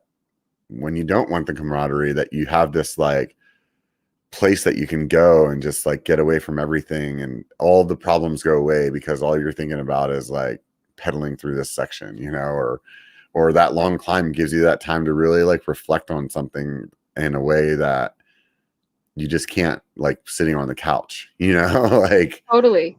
There are so many times where like I just get so like my brain is just kind of like I need to do this and I need to do this, and like my brain is just in like get things done mode, and I wake up and I'm just like, okay, like these are all the things I need to do this week, and then I get out and ride my bike and I'm like, I'm riding my bike in Sedona and I have an awesome husband and like this amazing daughter, and like we have each other, and I have like life is good, and I think, yeah, there's just something about getting out there and getting the exercise that just kind of refreshes your perspective. Like you were saying, you just have time to like think about things that you don't quite like unplug from daily life enough to like really process. It's like it's kind of meditative. Yeah, I always call it single track therapy, you know and Yeah. sometimes I know when I really need it, like, and I'll know like what I need. Like there's times where I'm like, I really need one of those like super fun like shuttle days with the buddies and like high fives and fist bumps all day. And then there's some times where it's like, I need to go out and ride like 4,000 feet of elevation climbing and just like make my body feel like I hate it right now, and because that's like what I need, because sometimes like Yeah. that, like, I don't know, like when I get like kind of depressed, like sometimes, or like really in my head, like I just want to like go in the pain cave and just stay there, but, and it sounds like counterproductive. Like you're like trying to like make yourself feel worse. But for whatever reason, when you get done with that and your body's just like, okay, dude, you beat me up. Like you're like, your mind just feels better. Like you're like, Yeah. oh my God, all Dude, those problems don't seem so bad anymore. exactly. That's the thing that I always say for me with like getting exercise is it doesn't make my problems go away, but they don't seem so bad. I feel like I'm thinking a little more rationally about it and keep it in perspective. And I think it's that hormonal and chemical benefit of hard effort exercise. And I mean, I think what you're feeling is like you get addicted to that. And the days when you need kind of more the just fun social side of it. And the days where you're like, I need to like get this, kind of reset this chemical stuff in my body. Like your body knows what kind of day you need. And it's amazing. Yeah. It's like medicine. for me. Yeah, it definitely is. It's 100% for me as well. And I think that's one of those things that kind of ties back to what we were talking about earlier, is like, that's where that little voice that tries to keep me from like doing crazy stuff on my bike or trying that new line, that little voice, because I know if I get hurt so bad that I can't freaking ride, like my medicine goes away. And I know that like I'm not a good person whenever I don't have that like outlet. Like the way that I'll outlet it instead is not productive, you know? Dude, totally 100%. I feel the same way. And so like for me, when I roll up to something, like I just keep rolling up to it. And one day, like, don't you just love that feeling when there's something that you just haven't really felt good about hitting? And one day you just roll up to it and it just looks different for some reason. And you're just like, yeah, like totally. And then you just nail it and it feels so good. So I just think ride what you're going to ride, walk what you're going to walk, have fun, get some exercise. And I mean, the wins are going to come if you keep doing that. And if you're willing to, like, even if there's a feature that you don't want to hit, look at it, analyze it, watch someone else ride it. And I mean, eventually you get there. Yeah, you'll get there eventually. It definitely helps watching other people do it. You know, there's this feature that has like terrified me for a while, and I was just like watching my friends do it and just like the more times that I watch them not have the outcome that I like was thinking I'm gonna have, you know, the more that it was like, okay, I can do this, you know, and I did it, you know, and eventually then it was like, oh wow, like I did it. And but the other day I kind of like screwed up at that feature, and it's like I went OTB a little, like OTB-ish. I don't know what you call it, you know, like not like woo, not like totally like ass over tea kettle, but like I did a little bit of the oh crap moment. Yeah, well, it's like you probably had this happen a few times, like where you're going to go over the bars, you get your feet off the pedals, and they're actually on the ground, but your handlebars are keeping you from being able to step forward to keep yourself from falling. Yeah. So you kind of go down, but it's not like it's a slow, like methodical kind of roll-ish thing, you know? Yeah. And I had that happen, and now it's like you're like back to freaking square one, like, and now you have this anxiety because you're like, what I was afraid that was going to happen almost happened. So then you're like, you have this like new demon to fight again. So how do you find yourself like getting over that, like that fear? For me, like what I've been trying to focus more on, that I feel like has been the one thing that has helped, is just like being more patient with myself. And I feel like when I take the pressure off of myself, like there's a lot more anxiety, there's a lot less ego tied up in it, and then, you know, the wins just happen. I think one thing too that kind of affected my journey was I was doing, I don't know about you, but I do a lot of solo riding. Mm-hmm. And when I can get out and ride with other people who are like a little bit better than me, but who I trust and who are like, they don't mind sessioning stuff, like that helps me a lot too. Like you said, watching people ride something, and you know, maybe I don't ride that feature right away, but eventually like watching enough people do it and just having fun, enjoying the ride the feature or not, like one day it just looks different, and I just look at it and I'm like, yeah. So yeah. I think that's been the biggest thing for me, as silly and simple as that sounds, is just taking the pressure off, hanging on to the things that are most important to me to get out of every ride, to have fun. And like riding with the right people really helps too. Like it just, like if you ride with the right group of friends who it's just chill and fun, and even if they're like amazing riders, like luckily my fitness is at least okay enough that like even if I won't ride the same technical features as some of my friends, I'm at least not so agonizingly slow anymore. Like they'll still ride with me and it can be fun. And like even just doing that like really, really helps, just riding with the right people. I think the right people that have the right mindset definitely make a huge, huge difference on how you can progress, where they're supportive in the right places and they're not trying to talk you into the wrong things, but they're maybe coach you through things or let you have your space whenever you need your space to have it. And and I don't know how to put all those things into words, but it definitely is like certain groups of people where you're like that day that we were doing that we did Downieville. I remember us having a conversation about like a little log jump that was at the bottom of Polly Creek there, and it was like I wasn't going to do that, and then I was like watching you and the other girl do it, and then Steve was like talking to me about it, and it was like, you know what, okay, and it was that it was like an easy progression, and it was something that I definitely could do, but you needed the right help, like mentally to do it. Yeah, it's like the social temperature was just right. Yeah. I like that social temperature. That's awesome. But sometimes like you just have to tell that little voice, like, get out of here, dude. And like I think that's what happened the last time I was down at Sedona, and I was on Highline, and I was like telling myself the whole way up the climb, like, I just want to do that one roll at the beginning, and I remember coming along some of the little beelines before we got there, and watching some of my friends do these lines, and I'm like, that's not me. I'm not doing that. That's stupid. And I rode past it, and I got down to the bottom of that one feature. It's on my video. I don't know if you saw it or not, but I remember looking back up and thinking, I'm going to go home and be mad at myself that I didn't do this. Like, this is in your skill set, dude. Like, this is in your skill set. Like, you are not doing this because I don't know why, And I was like, I'm not doing that today. And I don't know what it was, but I turned around and I did it. And then I like rode everything. That's like not awesome. only the feature that I wanted to ride, but like all of the features, And it was like, whoa, that was so like so sometimes, just putting that guy in a box and being like, hey, you don't belong here today. Sometimes and like too.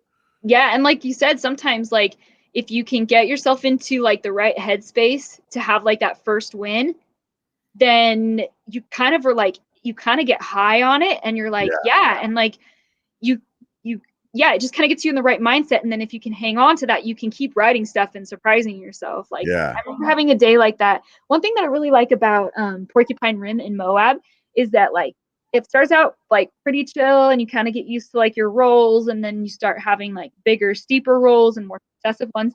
And so it just gets progressively more challenging, so that by the end of the day, you're rolling things that you wouldn't have rolled when you started your ride, and because you kind of get in that flow, like you have that moment where you're just like, all right, brain, we got this. And I think another thing too, like my friend Leanne, I don't know if you've ever ridden with her, but she's part of that big Somo crew. She's incredible. She's probably about the best female technical climber I've ever seen. Like, oh wow, right. She can like bunny hop up a 3-foot ledge. Like, she's really, really good. I feel like those Somo riders are really good in general, just because I don't know what it is about the rock and stuff over there, but like people like Tim, he's an amazing rider. Like when we were like riding last time, I remember thinking, oh man, I'm going to kill all this stuff because I'm in like excellent shape now. And that place just humbled me like that, And those guys, like that whole Somo crew, they're so smooth. Like they session things. They help each other out. They learn from each other. They're like so supportive, and like, but Leanne, like one thing she said is she's like at the level, like I was on a ride with her, we were riding hogs, and she's like, at the level that we're riding like these features, like you decide if you're going to ride it, if you are committed to following through. She's like, if you can't look at it and say, I'm committed to keeping my crap together and riding through this, then you don't ride it. And if you look at it and you say, yeah, I can hold it together to get through that. Like, I'm a little bit scared, but I can hold it together through that. Then you're okay. Cause you definitely reach a level of difficulty with features where they're not the kind of features you can stop on. So you need to at least have the expectation and like kind of set the decision-making point that but once I pass this point, I am committed. I've got to stay on my bike. There's no dabbing or anything like that. Like I've got to follow through. And so that's kind of like another yardstick that I use, is just like when I look at it, it's like, am I committed to doing it? And it feels good when you have those days where you're like, and some days it's like, oh yeah, like this old thing. And other days it's like, I'm a little bit scared, but I can do this, but yeah, I think it's, that I think there's also something to be said about that line that you have to go over as well, that helps you get through it, where it's like, because once you crest that top of this like gnarly section that you can't stop on, and you're in the middle of it, sometimes in the middle of it, you're like, oh crap, why am I here? But you have to like, there's no option at that point. Like you're like, okay, you have to hold on. You can't, like I can't hit the brakes. I cannot, because everything is going to go bad, So that's good that you have that as well too, because then it like makes you finish the whole thing. And then you get to the bottom and you're like, all those nasty things that my mind was telling me were going to happen didn't. And this bike is an amazing piece of machinery. 9 times out of 10, you just really have to point it and not pull the brakes and you'll be okay. Yeah. So like you get to the bottom, you're like, okay, wow, like I did this. And those wins are like, man, they're so good. Like, and they're so good, And I've like totally had those times too, where it's like, I'm like, oh, I got this. And then right after the drop in is when I have my, oh crap moment. But I'm at least at a point where it's like, if I've dropped in, I'm like, yeah, shut up, brain. You got to ride this out. Like, yeah, you can come back when we get to the bottom, but until then, we'll have a conversation. The other thing too, like in a lot of the like research that I've done on like fear as it pertains to like these kinds of activities too, is like sometimes excitement can feel a lot like fear. Mm-hmm. And so sometimes like that's kind of where I feel like when there's those ones that it's like, I'm a little bit afraid right now, but I feel like I can do this. And I'm kind of sort of having to talk myself into it a little bit, but it does feel right.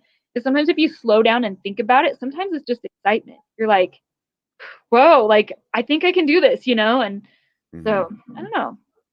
It's you guys have a lot of really good stuff there in the Sedona area that can put you on that in that spot. So I can understand that. But man, I love riding there, but like I was telling Steve when I talked to him last time, it's like I don't think that I could make that my forever home, but I can understand why, like he said, I remember when I asked him on the trail, he's like, I love it here. Like this is like I love riding here all the time. Like this is everything I ever wanted to be, like and I it really kind of stuck with me. Like I've been thinking about that and like where is that place that I would feel that way, and there's at points I can say it's Northern California, but not always, and so I don't know if I really like have that spot, but I felt like so happy for him that like that he felt that way, You got to get the van or the trailer thing going and right, see what's calling your name. Have you been to Bentonville yet? No, I haven't, not yet. I think I will as soon as all this COVID stuff is like straightened out, because Katie used to go there a bunch for work. And I didn't know that there was a bunch of mountain biking there. And then the client that she had that was taking her there, she didn't have. And then just recently, she's going to be going back there again. So, oh, dude. Yeah. So it's cool because then it's like all I have to do is like, pay for a plane ticket. Like the hotel will be covered by her work stuff. So like, it's like, oh, okay, I can just tag along and. Yeah. And man, my advice to you or anyone else who can go is if you can stay for at least 5 days or more, do that. If you have like time carved out for an extended trip, like do that in Bentonville, because like it'll take you probably like 4 or 5 days just to kind of explore the stuff right in and around Bentonville. And then you want to go back and like session stuff, like once you kind of know it and you're like, yeah, I want to work on the stuff that's on that trail. Yeah. Oh, it's a playground. It's cool. Yeah. It seems really rad. It seems like, I mean, everything that I've seen there, it just seems really good. And I think that from what I've seen, I think it's riding that really suits Katie's ride style as well. So I think it would be really, because it doesn't seem like there's a whole lot of like technical kind of chunk. Most of it's like pretty manufactured. It's a lot of it is like machine built kind of stuff. Yeah. So when there is a little bit of rock tech, it's usually a little bit, and it's a lot of times the rocks have been like hand placed. And they're put there on purpose. Carefully. But there's a lot of flow, but it's cool, like you can find the right trails. You could find trails with like what one of my friends who's a trail builder, he calls them dark blue trails, where there's maybe some some jumps. They're not like insane jumps, but there's ride around. So if you can find those kind of trails, you can find something that she'd pretty much be riding just flowy stuff while you could be hitting some tabletops and some small gaps and stuff. So. Yeah. I'm definitely like there's room for everything in, you know, in my riding. You know, I enjoy those days or those places that are more flowy like that and stuff like that. I think if I had to like choose one for the rest of my life, it would definitely be more of my secret sauce is definitely the technical, like super chunky kind of. I love that feeling that you get when you look at something and you're like, that can't be ridden. And then you ride it, you know, and you're like, whoa, like, you know, like stuff where people that aren't mountain bikers look at it and they're like, yeah, there's no way anybody would ride that, you know? Right. Like they're definitely carrying their bikes down that section. You know? Dude, and you've been riding some gnarly stuff this year. It's really fun to watch the stuff that you're posting. I'm like, yeah, that is gnarly. Awesome. Yeah. That, I mean, and even whenever my skill set wasn't where it is now, like I still like anything that I felt like put me in that place where it's like, this is like the top of my level. And like, I'm like, I don't know, it just feels so good when you get through that stuff. Yeah. You know, it's exciting, you know? Yeah. Yeah. It's definitely a drug that you chase, you know? I think that, I guess that's why you end up having to like get better because you, need to keep getting that feeling. You know, like you can't keep getting that feeling on something that you've like mastered so much that you can do it with your eyes closed, you know? Yeah, I think again it's like that finding that perfect flow state between anxiety and boredom. Like you don't want to be at either end of those poles. You want to be at that sweet place in the middle where it's exciting and progressing. Yeah, it's interesting though to think about like how like guys that like ride Rampage, like what do they have to do to like be like get excited? You know what I mean? Like because I can see like as it is now, it's like okay, like a line like Highline, for example, in Sedona. That's like a really freaking technical, chunky section of trail, right? Like there's a handful of other ones, let's just say. You know, like without getting like too into the weeds, like that percentage of things that are going to make you like push you at that limit, it gets smaller. You know, when you're a beginner rider, like there's like infinite options of things that will technically challenge you. And whenever you're getting to like the level where we're at, like that list gets smaller. And then you find yourself like wanting to go to other states so that you can like just go chase these little spots. You know, you kind of feel like those like the surfers from Point Break, you know? Yeah. Like it's true. Like the trails, like the trails around Virgin, Utah, kind of near where Rampage goes on. There's some of them that they're double black diamonds, but they're kind of like triple and quadruple black diamonds. Like they're not trails that normal humans ride. They are trails that dudes who ride Rampage come and warm up on a week or two before Rampage. Like, because even for them, like that stuff, even for them, I feel like they have healthy reverence for it, even though they're riding at that insane level. Like, I think they take it seriously, you know? Yeah.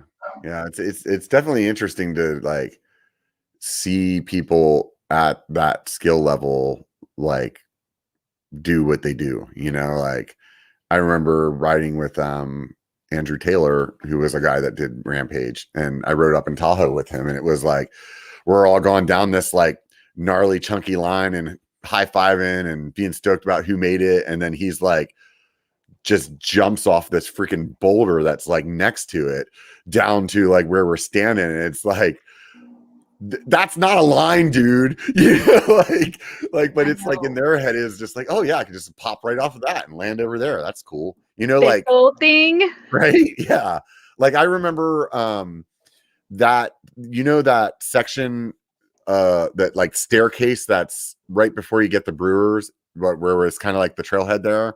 Yeah. And I was on a ride with Jeff Lanowski, and I remember watching everybody go up that, and most people were just like steamrolling it, right? They're just trying to like give it all they got and like hoping that they're going fast enough to get up that stuff. And to watch somebody with his skill set where he like went over and he like puts his front tire on this thing and he rides 3 feet over there and backs his back tire up and then kind of front brake here, and it was like watching like a ballerina go up a set of stairs, and it was like so easy and like methodic and like just amazing to see people at that level. Like my brain didn't even fathom what he was doing, like there was no like way to even think that that's how you would attack that, Totally. It's so cool to see people ride like that. It's really inspiring. Yeah. Like I remember like there's a women's mountain biking festival called that's cool. Rome Fest. Oh yeah. Yeah, they do one in Sedona and one in Brevard, and I think they might be cooking up another location. I don't know. But it's super fun, and they have a lot of the pros are there representing their bike sponsors. And I got to go on a ride with Vi Everbeek, and I was kind of like the trail lead because I knew the route. But I was just like it was so cool to be able to hit a trail with her. And like, I mean, she's still the reigning queen of Crankworks because COVID happened last year. I mean, she's an incredible, well-rounded rider, and it was so cool to see like her amazing skill set and watch her hit bonus lines and stuff like that. But also be reminded that like she's a human, and it was really cool to get to talk to her. Yeah.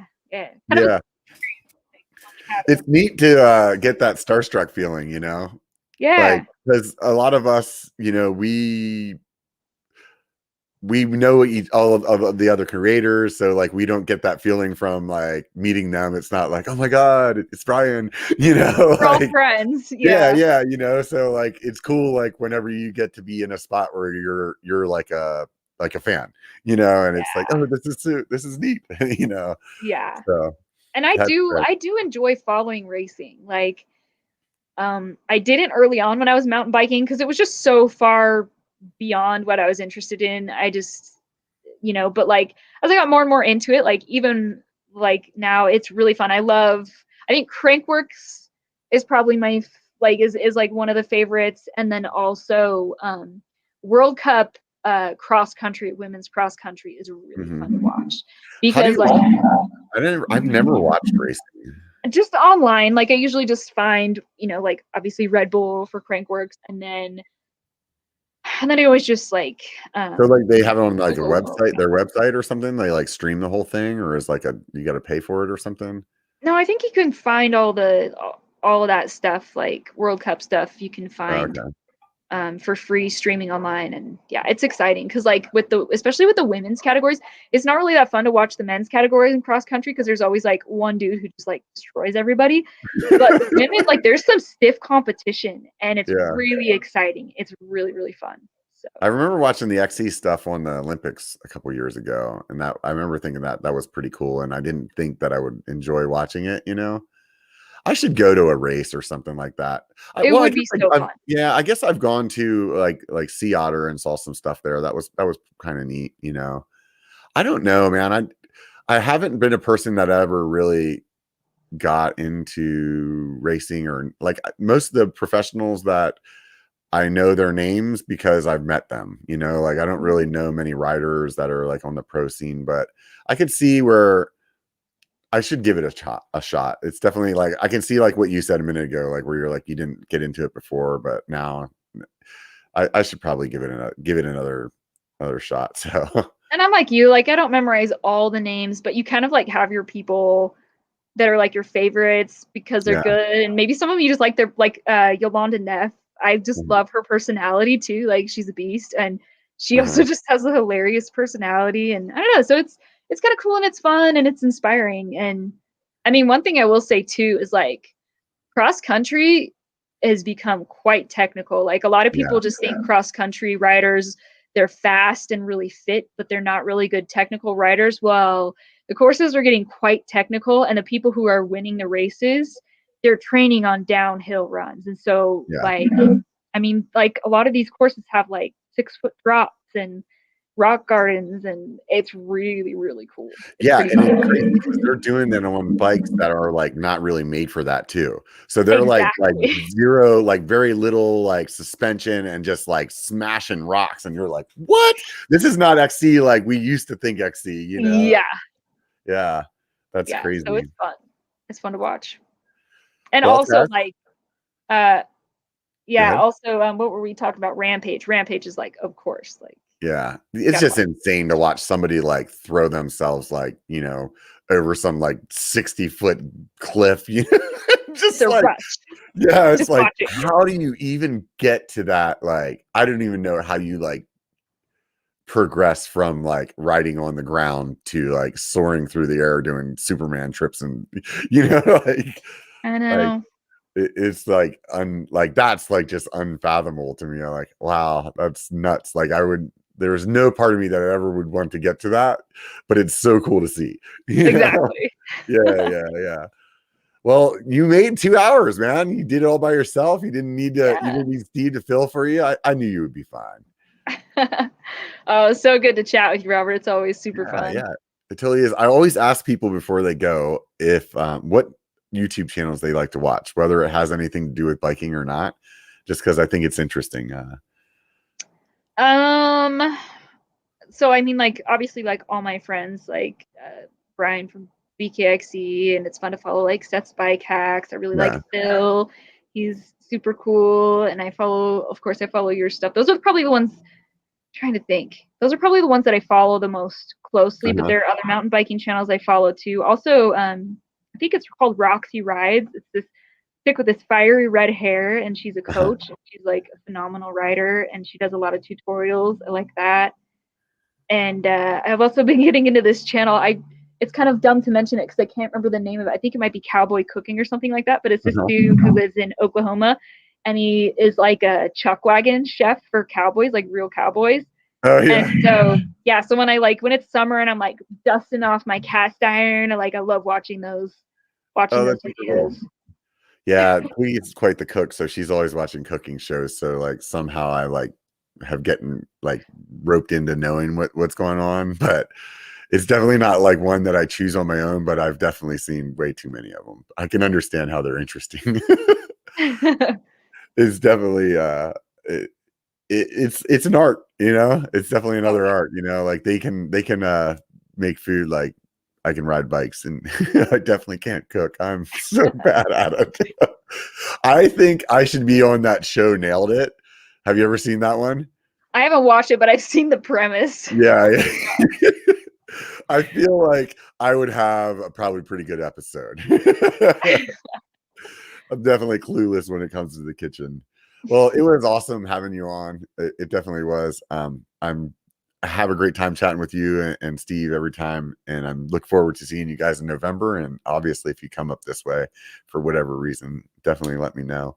Oh, absolutely. Yeah. I'm looking forward to being back down in Sedona. I don't know what to put on my list of like what to ride this next time, because I really was really happy with what happened on Highline last time I was there, and I'm like, I don't know if I should maybe try to go over to Hangover and see if the heights over there bother me too much or not. You could always give it a go and just ride what you're gonna ride, walk what you're gonna walk. But also know that like in addition to like whatever of the double black trails you want to hit, we have a ton of really fun like single black diamond trails that people just don't think to ride. Like we have so many miles of trail here, so there's lots of good stuff calling your name. Yeah, I know who to hit up for some guides. So you guys got to follow this guy on Patreon. Give him your support. He's a good guy. Oh, thank you, Tess. I appreciate that. I was just going to tell them that too, but you already did it for me. So if you guys haven't hit the subscribe button yet and you listen to this whole thing, you're doing it wrong. Hit the button. If you haven't hit the thumbs up button, do that too, because there's like 50 of you guys on here. Might as well hit the button. Then it like tells other people that, hey, this is good content, and maybe they check it out. If you guys want to support me, definitely Patreon is the way to go. Or you can pick up some merch. My daughter told me the other day I can't call it swag. Like I have to call it merch because like I'm not cool if I say swag. I don't know why I've been saying swag, but apparently that's what I've been doing. So get some biker merch. I put some new hats up, some new shirts. So there's some cool stuff up there. And if you don't want to do that, please just go to Instagram or Facebook and follow me over there. I do have one thing that I want to tell you guys, though. It only takes a bike to be a biker, so get out and be one. Thanks again, Tess.